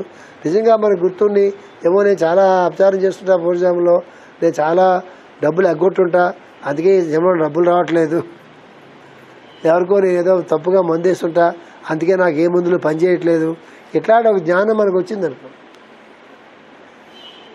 రీపే చేద్దాం అనుకున్నాం అనుకోండి, వాళ్ళు ఎవరో మనకు తెలియదు, ఎట్లా రీపే చేస్తారు? ఏదైనా బాధ మనకు కలిగిందంటే ఖచ్చితంగా దాని అపచారం మన పూర్వజన్మలో చేసి ఉండాలి. ఆర్థికంగా మనం బాధపడుతున్నామంటే ఖచ్చితంగా ఎవరు ఆస్తో మనం దొంగిలించి ఉండాలి. ఆరోగ్యపరంగా మనం బాధపడుతున్నామంటే ఎవరి ఆరోగ్యానికో మనం హాని కలిగించి ఉండాలి. జీవితంలో అవకాశాలు రావట్లేదు మనకి అంటే ఎవరి అవకాశాల్లో మనం కొల్లగొట్టి ఉండాలి, అక్కడికి అవకాశం లేకుండా మనం చేసి ఉండాలి. జీవితంలో ఎప్పుడో దుఃఖపడుతున్నామంటే ఎవరినో జీవితాంతం మనం దుఃఖపెట్టి ఉండాలి. అట్లాంటి ఒక దుష్కరమైనటువంటిది పూర్వజన్మలో లేకుండా ఈ జన్మలో మనకి ఉత్తినే బాధలు భగవంతుడు ఇప్పుడు కదా, ఆయన కరుణామయుడు కాకపోవడం కాదు కదా, ఆయన సంబంధమే లేదు నిజానికి. కష్టంతో సుఖంతో నిజానికి ఆయనకు సంబంధమే లేదు. ఆ రెండు మనం తెచ్చుకున్నవే, సుఖమైనా మనం తెచ్చుకున్నదే, కష్టమైనా కూడా మనం తెచ్చుకున్నదే. అందుకు శివానందమూర్తి గురు గారు చెప్తారు, ఈ లెక్కలు మనకు తెలియవు కాబట్టి వీలైనంత వరకు సమాజంలో వాళ్ళు నీ వాళ్ళైనా కాకపోయినా, నీ దేశమైనా ఎవరైనా సరే సహాయం చేయాల్సి వచ్చినప్పుడు సమాజంలో నువ్వు సేవ చేస్తున్నప్పుడు అందులో కొన్ని రీపేమెంట్ జరగవచ్చు, జరగకపోవచ్చు, జరగడానికి అవకాశం ఉంది. కాబట్టే సమాజానికి సేవ చేయని చెప్తారు గురువుగారు. అది కర్మయోగం అంటే వ్యక్తుల రూపంగా దిగొచ్చిన వాడు విష్ణువు అనుకుంటున్నప్పుడు ఆ వ్యక్తులు సమాజంలో ఉంటారు కాబట్టి ఆ వ్యక్తులకు నువ్వు కర్మయోగం అంటే ఏంటి? కర్మ చేయడం, సేవ చేయడం, పని చేయటం. ఉత్తనే ధ్యానాలు ప్రేయర్లు చేసి అందరికీ సుఖం కలుగాకంటే కుదరదు. విష్ణు భాషల్లో ఏం చేయాలి? కేవలం కర్మయోగ సాధనే చేయాలి, కేవలం సంఘ సేవే, సమాజ సేవే చేయాలి. ఒక మేష క్లూ ఇచ్చారు. అలాగే వాసుదేవోపాసనమున వైరాగ్య వివేకములతో కూడిన జ్ఞానయోగము. వాసుదేవోపాసన అంటే ఏంటి? మన చుట్టుపక్కల ఉన్నటువంటి అందరి తాలూకు చేష్టలు, ప్రతి చేష్ట కూడా మనల్ని ఇరిటేట్ చేస్తుంది అనుకోండి, ప్రతి చేష్ట కూడా మనల్ని ప్రేరేపిస్తుంది అనుకోండి, ప్రతి చేష్టతో మన రియాక్షన్స్ పుడుతున్నాయి అనుకోండి, ఇక జీవితంలో శాంతి ఎక్కడ వస్తుంది? కాబట్టి అది ఏం కావాలి? జ్ఞానం కావాలి, లేకపోతే వైరాగ్యం కావాలి. లేకపోతే ప్రతివాడు మనల్ని ఇరిటేట్ చేసి, ప్రతివాడు మనల్ని అవమానించి, ప్రతివాడు మనల్ని బాధపెట్టి, ప్రతివాడితో శత్రుత్వం అనుకోండి, ఎవడు చూసినా మనకు పడకుండా ఉండి ఇలా ఉన్నాం అనుకోండి, అంటే జీవితంలో నష్టపోతుంది. అవతరాడా మనమే నష్టపోతాం. ఇదే జ్ఞానం అంటే. అవతరాన్ని తిట్టుకున్నందువల్ల మనశ్శాంతి కోల్పోతుంది. మనమా వాడా? మనమే మనశ్శాంతి కోల్పోతుంది. వాడు బాగానే ఉంటాడు. ఎవడన్నా మన శత్రువు అనుకోండి, ఆ శత్రుత్వం వల్ల మనం బాధపడతామా, మన శత్రువు బాధపడతాడా? మనమే బాధపడతాం. అది తెలియడమే జ్ఞానం అంటే. అది తెలిసిన తర్వాత శత్రుత్వం లేదు, మిత్రత్వం లేదు, ఏ లేదయ్యా, వైరాగ్యం. హాయిగా ఉండేది. శత్రువులు లేరు, మిత్రులు లేరు. ఇప్పుడు ఉంటే మిత్రులు ఉండి, శత్రువులు మనకు వద్దులే. దేశాలు మీ గురించి వాడు చెడ్డగా మాట్లాడుతా అంటే, వాడు మాట్లాడితే మాట్లాడాడు కానీ నువ్వు నాకు చెప్పబోక చెప్పాలి. మనం వెంటనే అటు చెప్తావా? ఏంటి నా గురించి చెడ్డగా మాట్లాడుతున్నాడా? ఏం మాట్లాడాడయ్యా? అక్కడి నుంచి లాగుతామండి పీకి పీకి. ఏదో బ్యాచ్ ఉంటుంది వేరేగా, యోగా బ్యాచ్ లాగా, భజన బ్యాచ్ లాగా, చుప్పుడు బ్యాచ్ ఒకటి ఉంటుంది. వీళ్ళకి ఇదే కార్యక్రమం. ఏమన్నారు? ఏమవుతుంది అక్కడ? ఇక్కడ ఏమవుతుంది? మచిలీపట్నంలో మరీ ఎక్కువ ఉంటుంది విచిత్రంగా. విశాఖపట్నం మా ఊర్లో ఖాళీ ఉండవు, మా రోడ్లే ఖాళీ ఉండవు మాకు. హైదరాబాద్లో అసలు ఎవరికి రావడం ఆడుకోవడంగా తీరుకుంటుంది. ఇలా అక్కడ తక్కువ, అక్కడ యోగం బాగా వస్తుంది. ఇలాంటి ఊర్లో యోగం రాదు, ఎందుకంటే ఎక్కువ టైం ఉండిపోద్ది. ఇక్కడ చాలా టైం మిగిలిపోద్ది. గట్టిగా పరిగెడితే ఆ చలపల్లి వెళ్ళడానికి, చలపల్లి రోడ్డుకి వెళ్ళడానికి 10 నిమిషాలు పడుతుంది. స్కూటర్ మీద 5 నిమిషాలు పడుతుంది, పరిగెడితే 10 నిమిషాలు పడుతుంది. ఏ మూల నుంచి ఏ మూలకి వెళ్ళడాకైనా పాకడ పడుతుంది. పక్కనే ప్రతి ఇంటి పక్కన ఒక కిరాణా కొట్టు, ఒక కిళ్ళి కొట్టు, ఒక సారా కొట్టు అన్నీ ఉంటాయి. ఇక్కడ ఏది కావాలో పక్కింట్లో ఉంటాయి. చెడిపోతే మనుషులు ఎలా బాగుపడతారు? ఈ ఊళ్ళో అన్నీ పక్కన ఉంటాయి, కష్టపడక్కర్లేదు. అన్నీ పక్కనే ఉంటాయి, ఏం కష్టం లేదు కదా. అందుకేం చెప్పారు మాస్టర్ గారు? వాసుదేవోపాసన ఏం చెప్పారు? వైరాగ్యము, జ్ఞానము. జ్ఞానం అంటే ఏంటి? వాళ్ళు అలాగే ఉంటారు, let them be like that, నా సంబంధం లేదు. మూడోది చెప్తాను మేష. నారాయణోపాసనమున భక్తి యోగము అని స్థితులు సన్వయింపబడి అష్టాంగ యోగము భాగవతమూర్తి అయిన సాధకుని దివ్యదేహమున 8 అంగములుగా సమన్వయము చూపబడినది. ఆఖరిది ఏంటి? నారాయణోపాసన భక్తి యోగము అని స్థితులు సమన్వయించబడి ఈ 3 అంటే కర్మయోగము, జ్ఞానయోగము, భక్తి యోగము అవే భగవద్గీతలో ముందు అధ్యాయాలుగా ఉంటాయి. అది భగవద్గీతకి భాగవతానికి సమన్వయం. కర్మ జ్ఞాన భక్తి యోగాలు అవే. భక్తి యోగం మధ్యలో ఉంటుంది అనుకోండి, కర్మజ్ఞాన యోగాలే ముందు ఉంటాయి. భక్తి యోగం ఇక్కడ బండి వచ్చాయన మధ్యలో ఉంటుంది. అందుకే భగవద్గీతలో 2 ఫస్ట్ 3 అధ్యాయాలు చాలా గొప్ప అని చెప్తారు, అంటే సాధకుడికి గొప్ప అని చెప్తారు. సమన్వయింపబడి అష్టాంగ యోగము భాగవతమూర్తి అయిన సాధకుని దివ్యదేహమున 8 అంగములుగా సమన్వయం చూపబడినది. నవీన యుగమున ఈ సంపూర్ణ యోగమునే అరవింద యోగీంద్రులు మరల ఒక్కమారు నొక్కి చెప్పిరి. దీన్నే ఈ యోగాన్ని అరవింద మహర్షి ఈ సంపూర్ణ యోగాన్ని ది సింథసిస్ ఆఫ్ యోగా అని ఒక బుక్ ఎవరు చదివితే నా లైబ్రరీలో ఉంది. కానీ చాలా మంచి ఇంగ్లీష్ రావాలి. 4 సంవత్సరాల టైంలో చదువుకున్న అప్పుడు ఇంగ్లీష్ అయితే నేను చెప్పలేను, కానీ ఇప్పుడున్న బోర్డ్ ఇంగ్లీష్తో ఆ పుస్తకం అర్థం కాదు. ఆ పాత జనరేషన్ మా జనరేషన్లో మేము ఎవరైనా ఎంఏ ఇంగ్లీష్ చేసి ఆరు బిఏ ఇంగ్లీష్ చేసి అట్లాగే ఇంగ్లీష్ లిటరేచర్ చదువుకున్న ఎవరైనా ఉండి ఆరు మాస్టర్ గారు లాంటి పెద్ద ఆయన దగ్గర కూర్చుని కొన్ని ఇంగ్లీష్ బుక్స్ చదువుకుని అట్లాంటి గ్రూప్ ఎవరైనా ఉంటే ఆ సెన్సిస్ ఆఫ్ యోగా అనే అరవిందుల వారి పుస్తకం చదివి అర్థం చేసుకోవడానికి వీలు ఉంటుందేమో, వీలు ఉంటుంది కాదు వీలు ఉంటుందేమో, అది book the synthesis of yoga అని నా లైబ్రరీలో ఉంటుంది. వాళ్ళు నమస్కారం పెట్టుకోండి వెళ్ళి, తప్పలేదు. నేను అదే చేశాను. నేను ఆ పుస్తకాన్ని ఎప్పుడు చెప్పలేదు. ఆ ఇంగ్లీష్ చాలా కష్టంగా ఉంటుంది. మాస్టర్ గారు ముక్తాయింపు అన్నమాట. ఏం చెప్పారు? 8 అంగములుగా సమన్వయం చూపబడినది నవీన యుగమున ఈ సంపూర్ణ యోగముని అరవింద యోగీంద్రులు మరల నొక్కమారు నొక్కి చెప్పిరి అని మాస్టర్ గారు చెప్పారు. ఇది ఏదో హాయిగా అనుభూతిప్రదంగా ఉంటుంది అనుకుంటే భాగవతం ఇది భగవద్గీత కన్నా కూడా ఇంకా లోతుల్లో ఉంది. ఇది నిజంగా చాలా అదృష్టం. ఇది కథల్లో గెలిపోయిన తర్వాత మీకు ఇంత ఆయాసపడక్కర్లే. నేను ఆయాసపడి మీరు ఆయాసపడక్కర్లే. కథల్లో గెలిపోతే రాజులు, చక్రవర్తులు, మహర్షులు, వారి తాలూకు అనుభూతులు, అనుభవాలు, వాళ్ళ తాలూకు సాధన మార్గాలు అవన్నీ టపటపడ చాలా హ్యాపీగా వెళ్ళిపోతాయి. కానీ భాగవతం తాలూకు బ్యాక్గ్రౌండ్ మనకు తెలియాలి కాబట్టి ఒక 2-3 వారాలు అంటే శ్రావణ మాసం వరకు అనుకుందాం. మరి ఆషాఢ మాసం అన్నాం కదా, శ్రావణ మాసం వరకు లక్ష్మీదేవి వస్తుంది కాబట్టి కొంచెం పర్వాణం అవన్నీ బూరులు గారెలు ఉంటాయి. లక్ష్మీదేవి ఆషాఢ మాసం నిద్రగా యోగ నిద్రగా విష్ణుమూర్తికి యోగ నిద్రలో ఫుడ్డే ఉండదు కదా, ఉపవాసాలు అవన్నీ ఆషాఢ మాసంలో. కాబట్టి ఈ సాధన రహస్యాలు భాగవతం తాలూకు బ్యాక్గ్రౌండ్ ఆ సింబాలిక్ మీనింగ్స్ అవన్నీ కూడా చెప్పుకుని శ్రావణ పౌర్ణమి వచ్చేటప్పటికి చక్కగా శ్రావణ మాసం కాదు శ్రావణ పౌర్ణమి వచ్చేటప్పటికి నీట్గా 1వ అధ్యాయం నుంచి మొదలెట్టుకుని ఒక్కొక్క మహర్షి ఒక్కొక్క చక్రవర్తి వాళ్ళ కథలు మాస్టర్ గారు ఎంత బాగా యోగంతో సమన్వయం చేసి చెప్పారో అది చెప్పుకుందాం. ఒక 2 వారాలు మాత్రం ఖచ్చితంగా ఇదే స్థాయిలో ఉంటుంది భాగవతం. జాగ్రత్త గుర్తుపెట్టుకోండి. ఇక ముందు పోయే కొలది ఒక ఉదాహరణలు ఉండవు. ముందు పోయే కొలది సబ్జెక్ట్ మాత్రమే ఉంటుంది. ఎందుకంటే మేము లైవ్ ఇవ్వబోతున్నాం. లైవ్ ఇస్తే లైవ్లో మధ్య శ్రీలత పద్మజ అనకూడదు.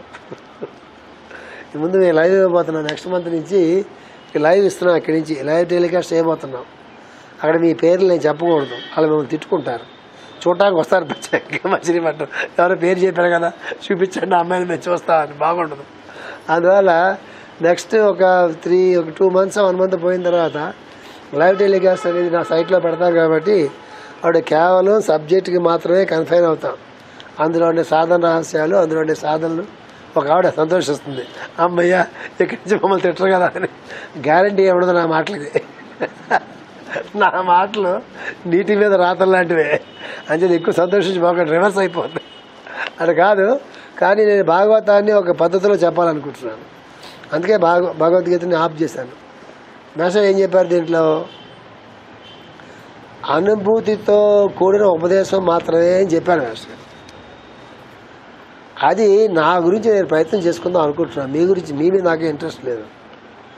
భాగవతం మీ మీద నాకే ఇంట్రెస్ట్ ఉంటుంది. నాకేం వస్తుందండి మీ మీద. మీరు డొనేషన్లు ఇస్తారా? ఇస్తారు, నాకేం ఎవరు కదా. చందాలు డొనేషన్ కంటే ఎవరు కదా. బట్టలు గిట్లు పెట్టే నేను పుచ్చుకోను, నాకేం వస్తుంది. అది కాదు నా ఇంట్రెస్ట్. ఏంటంటే నేను ఒక అంబరీషుడి గురించో, ఒక ధ్రువుడి గురించో, లేకపోతే ఒక మార్కండేయుడి గురించో, కపిల మహర్షి గురించో, నారదుడి గురించో, ప్రహ్లాదుడి గురించో, ఎవరి గురించో అని చెప్తున్నప్పుడు ఏం చెప్పారు మాస్టర్ గారు? ఉత్తనే చెప్పడం కాదురా, అది ఉపదేశం కాదు, అనుభూతితో కూడినటువంటి ఉపదేశం. ప్రతి ఏ విద్య కూడా స్వతంత్రత లేని విద్య కాదు. ఆ విద్యతో పాటు భగవంతుడి స్మరణ ఉండాలిరా. అనుభూతితో కూడినటువంటి జ్ఞానం అని చెప్తున్నారు కదా. ఆ అనుభూతి నాకు వస్తే కదా మీకు వచ్చేది. కాబట్టి వాళ్ళ కథలు మొదలెట్టిన తర్వాత ఒక్కసారి ఆ భాగవతోత్తములు అనేటువంటి మూర్తులని మన గురించి చెప్పుకుంటున్నప్పుడు ఖచ్చితంగా మన శరీరాలు పులకించి, వాళ్ళ నామస్మరణ చేత మన శరీరం పులకించి, నేను ముందు ఆనందించి, ఆ తర్వాత మీకు చెప్పాలంటే చాలా చెప్పడం మానేసేయాలి. మానేసి కేవలం వాళ్ళు, వాళ్ళ జీవితాలు, వాళ్ళ సాధన మార్గాలు, వాళ్ళ ఉపాసనా మార్గాలు, భగవద్ అనుగ్రహానికి వాళ్ళకి ఎలాగ పాత్రత లభించింది, వాళ్ళ జీవితంలో ఎట్లాగా వాళ్ళు జీవించారనేది చెప్పుకుని అట్లా వదిలిపెడేస్తే అది మీకు బుర్రలో ఒక ప్రింట్ లాగా ఉండిపోతుంది. అట్లా మీకు చెప్పాలని నా కోరిక. గ్యారంటీ లేదు, నేను ముందే చెప్తున్నా. చెప్పాలని నా కోరిక. అది 1 month పడుతుంది ఆ స్టేజ్కి వచ్చేటప్పటికి. అప్పటికే మేము లైవ్ టెలికాస్ట్ పెడతాము. ఎవరైతే విదేశాల్లో తెలుగు మన ఫ్రెండ్స్ ఎవరైనా, లక్ష్మి గారు బాబు ఉన్నారు, వీడి కోసం చూస్తుంటారు. వీడు ఎప్పుడు ఇక్కడ లెక్చర్ పంపుతుందా అని. ఇక్కడ రామని పంపించగానే రాత్రంతా కూర్చోవాడు వింటూ ఉంటారు. నాకు ఒక సంకల్పం ఉంది. ఈ శరీరం ఈ భూమి నుంచి వెళ్ళిపోయే లోపున మాస్టర్ గారు యోగా ప్రధానంగా యోగా విద్యతో పాటుగా ఏ మహాత్ముల తాలూకు చరిత్రలు భాగవతంలో ఆయన మనకు అందించారో, తెలుగు 16 వాల్యూమ్స్ ఎవరు చదవరు నాకు తెలిసి. మాలోనే చదివిన వాళ్ళు చాలా తక్కువ, మా గ్రూప్లోనే చదివిన వాళ్ళు చాలా తక్కువ 16 వాల్యూమ్స్. ఇంకా మిగతా వాళ్ళ గురించి మేము ఎలా ఎక్స్పెక్ట్ చేయగలం? చదివితే అదృష్టవంతులు, వేరే విషయం. చదివిన వాళ్ళ గురించి చదివిన వాళ్ళకి మనతో అవసరం ఉండదు, చదవని వాళ్ళకే మనతో అవసరం ఉంటుంది. అది కూడా మన భ్రమ. ఈవెన్ అదర్వైజ్ నేనేమనుకుంటున్నా అంటే, భాగవతంలో మాస్టర్ గారు ఏ మహాత్ముల భాగవతుల తాలూకు కథలు చెప్పారో ఆ కథలు చాలామంది చెప్తారు. మా త్రివేణి భాగవతంలో కూడా ఉంటుంది ఇది. కానీ మాస్టర్ గారు ఏం చేస్తారు, ఆ కథతో పాటు కథ వెనక ఉన్నటువంటి యోగార్థాన్ని, అంతరార్థాన్ని కూడా చెప్తారు మాస్టర్. అది మాస్టర్ గారిలో ఉండే ప్రత్యేకత. ఈ అంతరార్థాన్ని, యోగార్థాన్ని, యోగ సాధన రహస్యాల్ని, ఆ గుప్త విద్య అంటూ ఉన్నారు. దాన్ని తీసి జాగ్రత్తగా తీసి అది ఒక పుస్తకంగా, అంటే ఒక పుస్తకంలో ఒక 150-200 పేజీల పుస్తకంలో అంబరీషుడు, ధ్రువుడు, ప్రహ్లాదుడు వాళ్ళ జీవితాలతో కూడినటువంటి అంతరార్థాలు పెట్టేసాం అనుకోండి. ఆ బోధన రాసినటువంటి భాగవతంలో అద్భుతమైన పద్యాలు ఉంటాయి, చాలా అద్భుతమైన. ఆ పద్యాలు చదువుతూ అయ్యో పద్యాలు చదవడం మర్చిపోయాను నేను, వచ్చే వారం చదువుతాను. అద్భుతమైన పద్యాలు ఉంటాయి. ఆ పద్యాలు చదువుతుంటే ఒళ్ళు పులకరిస్తూ ఉంటుంది. అట్లాంటి పద్యాలు పెట్టామనుకోండి మన జీవితం చరిత్రని. మన సొంతంగా పుస్తకాలు రాయక్కర్లేదు, అదే పెట్టుకున్నా. నేను సొంతంగా పుస్తకాలు రాకపోయినా ప్రపంచానికి వచ్చిన పెద్ద నష్టం లేదు. కానీ మాస్టర్ గారు ఇచ్చినటువంటి జ్ఞానాన్ని మాత్రం అందరికీ అందుబాటులో ఉన్నటువంటి భాషలోకి పట్టుకొచ్చే వాళ్ళని పెట్టుకున్నాను. అది శ్రావణ పౌర్ణమి నుంచి నేను మొదలు పెడతాను. సరిగ్గా వచ్చే ఆషాఢ పౌర్ణమి అంటే వచ్చే గురు పౌర్ణమి నాటికి, గురు పౌర్ణమి నాడు మీకు రివీల్ చేశారు కదా, నేను ఏం చేద్దాం అనుకుంటున్నాను. వచ్చే గురు పౌర్ణమి నాటికి తప్పనిసరిగా 200 పేజీల పుస్తకం ఎక్స్క్లూజివ్గా మాస్టర్ గారి భాగవతంలో నుంచి ఆణిముత్యాలు లాంటి కొన్ని తీసి, మాస్టర్ గారి భాగవతంలో తీసి వచ్చే 2019 గురు పూజలు, 18 గురు పూజలు కాదు 19 గురు పూజల నాటికి తయారు చేసి పెడతాం. ఇది నా సంకల్పం. ఇది వచ్చే నెల నుంచి ఈ ప్రోగ్రాం మొదలవుతుంది. లైవ్లో పెడతాం. మా సైట్లో ఆ లెక్చర్ ఉంటుంది. ఆ లెక్చర్ శుభ్రంగా, ఆ లెక్చర్ ఏదైనా కొన్ని రహస్యాలు చెప్తే ఆ రహస్యాలు మళ్ళా విని చెప్పచ్చు. ఇవాళ వాళ్ళకి కంకిపాడు వాళ్ళకి ఒక 5 నిమిషాలు టైం ఉంది నాకు మిగిలింది. అప్పుడు 1 o'clock లెక్చర్ ఆపుతా ఉన్నాను. 12:55 అయింది. 5 minutes ఉంది, లెక్చర్ ఆగిపోయింది. ఏం చేయాలో తెలియదు. ఆగిపోయింది కదా, 5 minutesలో ఎలాగ వచ్చా కదా మంచి కంకిపాడు వరకు. సో మీ గురుగారు ఏం చెప్పారో మర్చిపోండి, నేను చెప్పింది గుర్తుపెట్టుకోండి, సాధన చెప్తాను మీకు అన్నా. చెప్పండి సార్ అన్నారు. 5 minutes టైం ఉంది, మరి మీ ఇష్టం అని చెప్పండి సార్ అన్నారు. ఏం చేయట్లేదు మీరు, ప్రతిరోజు నిజంగా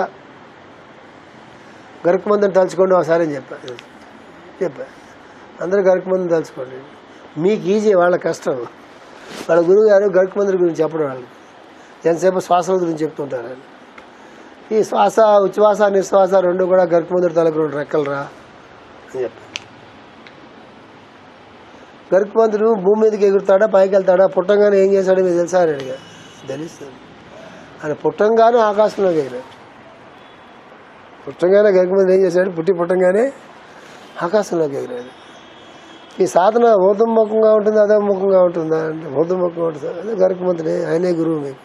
ఊర్ధముఖంగా ఉచ్ఛ్వాస నిశ్వాసలే గరుకుమంతుడు తనకు 2 రెక్కలు, గుర్తుపెట్టుకోండి, డీటెయిల్స్గా వెళ్ళొద్దు అని చెప్పి.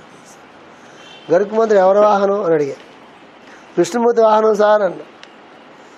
విష్ణుమూర్తి వాహనం అయినప్పుడు గరుకుమంతుడు విష్ణుమూర్తికి వరాలు ఇస్తాడా, విష్ణుమూర్తి గరుకుమంతుడు వరాలు ఇవ్వాలా అని అడిగా. అదేంటి సార్, విష్ణుమూర్తిగా గరుకుమంతుడు విష్ణుమూర్తికి వరం ఇవ్వడం ఏంటంటే అదే భారతం అంటే. గరుకుమంతుడు విష్ణుమూర్తికి వరం ఇచ్చాడు. గ్రామర్ బాగా అర్థం చేసుకోండి. గరుకుమంతుడు విష్ణుమూర్తికి అడి చెప్పా. గరుకుమంతుడు విష్ణుమూర్తికి వరం ఇచ్చాడు. అసలు మీరు నమ్మగలరా అన్న. అందరూ ఇలా మొగాలు ఏంటి పిచ్చి పిచ్చిగా ఉన్నట్టుగా అనుకుంటారు వాళ్ళు. చెప్పా, గరుకుమంతుడు అంటే శ్వాసలు సామాన్యమైనవి కావు, మీరు చాలా మంచి యోగ మార్గంలో ఉన్నారు. గరుకుమంతుడు ని అందరూ ఋషులు కీర్తిస్తారు. ఆయన మహత్యాన్ని చూసి అన్ని లోకాలు దాన్ని వెళ్ళిపోతూ మొత్తం ఆకాశం అంతా ఆయన వ్యాపించేస్తాడు. ఆయన్ని మళ్ళా పైనుంచి కిందకి పట్టుకొచ్చి చాలా ఆయనకి స్తోత్రాలు పూజలు చేస్తే అందరూ బ్రహ్మ అందరితో పాటుగా విష్ణువు కూడా ఆడికి వస్తాడు. ఎవరిని స్తోత్రం చేయడానికి? గరుకుమంతుడు వస్తాడు, కిందకు వస్తాడు. అందరికీ గరుకుమంతుడు అందరి పక్క చూస్తూ విష్ణువు పక్క కూడా చూసి నీకేం కావాలో కోరుకో అన్నాడు. ఎవరు? గరుకుమంతుడు విష్ణువుని నీకేం కావాలో అడగమన్నాడు. విష్ణుమూర్తి ఏమి ఇన్సల్ట్ ఫీల్ అవ్వకుండా ఎప్పుడు నాకు నువ్వు వాహనంగా ఉండు సరిపోతుంది అన్నాడు. అలాగే నీ కోరిక తీరుతుందిలే అన్నాడు. అప్పటి నుంచి కూడా విష్ణువు తనని కోరిన కోరిక నెరవేర్చడానికి కోసం అని చెప్పి గరుకుమంతుడు విష్ణుమూర్తి వాహనంగా ఉంటున్నాడయ్యా. గరుకుమంతుడే పై చెయ్య, విష్ణుమూర్తి చిన్న చెయ్య. దీనికి ఒక యోగా సంకేతం ఉంది. ఎవరైతే విష్ణుమూర్తిని చేరుకోవాలంటే విష్ణు సహస్రనామాలు చేసి చాలదు. విష్ణు సహస్రనామాలతో విష్ణుమూర్తిని చేరుకోవడం అనేటువంటి దానికన్నా కూడా మీ ఉచ్ఛ్వాస నిశ్వాసాలతో కూడినటువంటి సాధన ఉన్నది. మీ ఉచ్ఛ్వాస నిశ్వాసాలతో ధ్యాస అని చెప్తారు మీ గురువు గారు. అది ఫస్ట్ గేటే, నెక్స్ట్ గేట్ వేరే ఉంటుందని చెప్పి ఆ లెక్చరర్ వింటే తను కొడతాడేమో. ఆయన చెప్పా, శ్వాసల మీద ధ్యాస అనేది ఫస్ట్ గేటే.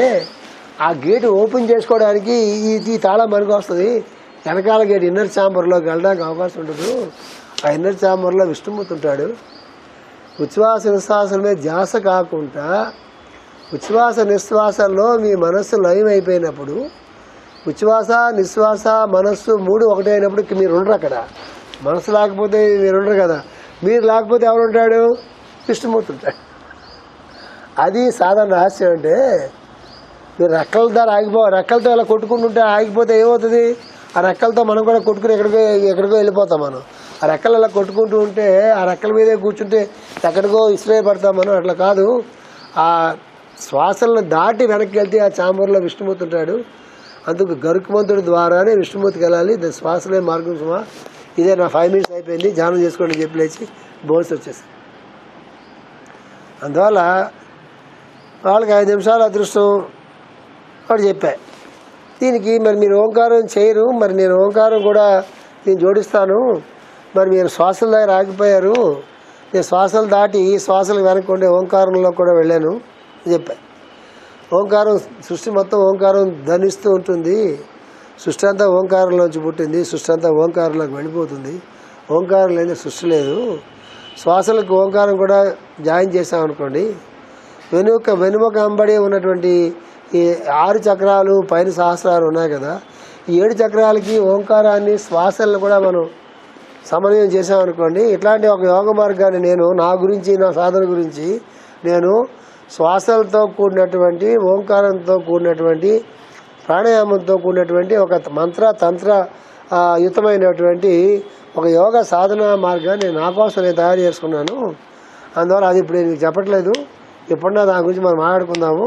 కానీ ఒక డోర్ ఓపెన్ చేసి వెళ్ళిపోతున్నాను నేను. తర్వాత దాన్ని ఆ డోర్కి ఎలా లోపుకి వెళ్ళాలో అని చెప్తానని చెప్పేసి బయలుదేరి వచ్చేస్తాను. మీకేం చెప్తున్నానంటే, ఎప్పుడన్నా ప్రశాంతంగా హాయిగా కూర్చున్నప్పుడు ఓంకారాన్ని పైకి ఉచ్చరించడం కాకుండా, ఓంకారాన్ని గొంతుతో పైకి అనడం కాకుండా, కళ్ళు మూసుకుని మనసుతో ఓంకారాన్ని అట్లాగా చేయడం అలవాటు చేసుకుంటున్నప్పుడు క్రమంగా కొన్ని నెలలు పోయేటప్పటికి మన ప్రమేయం లేకుండానే ఓంకారం అనేది అట్లా సాగుతూ ఉంటుంది లోపల. ఆ స్టేజ్ వచ్చేంత వరకు మనం ఓంకార సాధన చేయాలి. అది ఓంకారం పైకి అని కాదు, ఓంకారం కళ్ళు మూసుకుని ప్రశాంతమైనటువంటి స్థితిలో ఓంకారాన్ని మనసుతో అనుకుంటూ, ఆ పట్టు చిక్కదు మనకి, పటాన్ని చిక్కదు. అది అలాగ క్రమంగా అనగా శ్వాసలతో సంబంధం లేకుండా ఓంకారాన్ని మన మనసుతో అనేటటువంటి ఒక స్థితి ఎప్పుడుగా వస్తుంది. చాలా టైం పడుతుంది. అప్పుడు ఒక స్థితి ఏమొస్తుందంటే, ఓంకారం మనం చేయడం కాదు, ఓంకారం జరుగుతూ ఉంటుందనే స్థితికి వస్తారు. మళ్ళీ రిపీట్ చేయమన్నా ఓంకారం మనం చేయడం కాదు, ఓంకారం జరగడం అనే స్థితి వస్తుంది. ధ్యానం మనం చేయడం కాదు, ధ్యానం జరుగుతుందనే స్థితి వస్తుంది. ఇవి ఫైనల్ స్టేట్స్. మనం చేయడం ఎప్పుడు చేస్తూనే ఉంటాము, అక్కడ ఆగిపోతాం. మనం చేయడం కాదు, అది జరగాలి. ప్రాణాయామం అయినా అది జరగాలి, ఓంకారం అయినా అది జరగాలి, ధ్యానం అయినా అది జరగాలి, ప్రేయర్ అయినా అది జరగాలి. ఆ జరగాలంటే మనం చేయడం ప్రారంభించాలి. మనం చేయగా మనం చేయడం ఆగిపోయి అది జరగడం అనేది మొదలవుతుంది. అక్కడి నుంచి అసలు జర్నీ మొదలవుతుందయ్యా. ఇదంతా మనం ఇల్లు అంతా ఊడ్చుకుని, అంతా రాసుకుని, ముగ్గులు పెట్టుకుని, అగ్రత వెలిగించుకునే వాడి ప్రాసెస్లో మనం ఉన్నాము. అసలు అక్కడి నుంచి ప్రాసెస్ స్టార్ట్ అవుతుంది. సుమా గుర్తుపెట్టుకోండి అని చెప్పేసి కార్యక్రమం వచ్చేస్తాను. నేను మీకు కూడా అదే చెప్తున్నాను. భాగవతులైనటువంటి మహాత్ముల తాలూకు అనుగ్రహం దొరకాలన్నా, మనసు చాలా ప్రశాంతంగా ఉండాలన్నా, మనసు చాలా ఆహ్లాదకరంగా ఆనందంగా ఎప్పుడు ఉండాలన్నా, మనసు ఎప్పుడు కూడా చాలా శక్తివంతంగా ఉండాలన్నా కూడా ఎప్పుడు కూడా ఓంకారం చేసుకుంటుండగా ఈ శరీరం అంతా కూడా ఓంకారంతో నిండిపోయినప్పుడు దిగొచ్చేటువంటి వాడికి మనకి లైట్ హౌస్ ఉంటుంది కదా. లైట్ హౌస్ ఎందుకు పెడతారు? ఆ పడవలన్నీ ఎక్కడో సముద్రంలో ఉంటే డైరెక్షన్ కోసం లైట్ హౌస్ పెడతారు. ఆ పడవలో ఉన్నటువంటి లైట్ హౌస్ని చూస్తామో మనం ఇక్కడ దగ్గరగా ఉన్నామో లేదో అది తెలుస్తుంది. ఎక్కడ ల్యాండ్ అవ్వాలంటే అది చూసుకుంటుంటారు. ఎవరైతే ఓంకారం చేసుకుంటూ ఉంటారో ఆ ఓంకారంలోంచి పుట్టినటువంటి ఓంకార ఆ ధ్వని వైబ్రేషన్ చూసారా, ఆ వైబ్రేషను మహాత్ముల్ని ఆకర్షిస్తుంది మన పక్కన. ఆ ధ్వని ఉత్తమమైనటువంటి సంకల్పాలని, తరంగాల్ని మనలోకి ఇన్వోక్ చేస్తాయి. ఒక్కసారి ఆ ఛానల్ అనేది మనలోకి దిగిరావడం మొదలెట్టినప్పుడు అసలు మీ ఆలోచన విధానమే మారిపోతుంది. జీవితం పట్ల అసలు మీ దృక్పథమే మారిపోతుంది. ఏవైతే మీరు చాలా చికాగ్గా, బాధలుగా, పెద్దగా అనుకుంటున్నారో అవన్నీ మీకు చాలా చాలా చిన్న విషయాలుగా కనిపిస్తాయి. ఏవైతే మీరు చాలా పెద్ద సమస్యలు అనుకుంటున్నారో అవన్నీ మీకు చాలా చిన్న విషయాలు కనిపించి, అరే ఇంతకాలం ఇంతగా దీని మీద ఎంత టైం అంతా నేను వేస్ట్ చేస్తున్నాను, ఇంత చిన్న విషయం గురించి అసలు చేయాల్సింది ఎంతో ఉంది, అదంతా వదిలిపెట్టేసి నేను ఇక్కడ కూర్చున్నాను ఎట్లా అనుకునేటటువంటి ఒక చేంజ్ ఈ మనస్సులో కలుగుతుంది. అందుకు ఓంకార సాధన అనేది బాగా పనికొస్తుంది.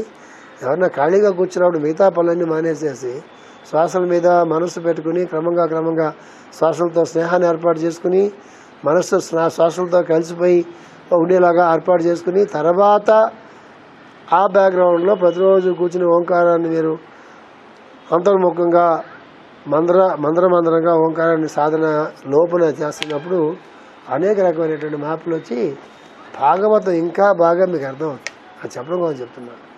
భాగవతం ఇంకా బాగా అర్థం అయ్యి మనలోకి రాసి అనుభూతి అనే పదం మాస్టర్ వాడారు కాబట్టి ఆ అనుభూతిలోకి మనం వెళ్ళాలి అంటే ఖచ్చితంగా ఓంకార సాధన చేసుకోవాలి. ఒక ఇన్స్ట్రుమెంట్ లాగా, ఒక టూల్ లాగా నేను మీకు చెప్పాను. స్వస్తి ప్రజాభ్య పరిపాలయంతాం జయేన మర్యేన మయీ మహేష గోబ్రాహ్మణేభ్య సుమస్త నిత్యం లోకా సమస్తా సుఖినో లోకా సమస్తా సుఖినో లోకా సమస్తా సుఖినో. ఓం శాంతి శాంతి శాంతి.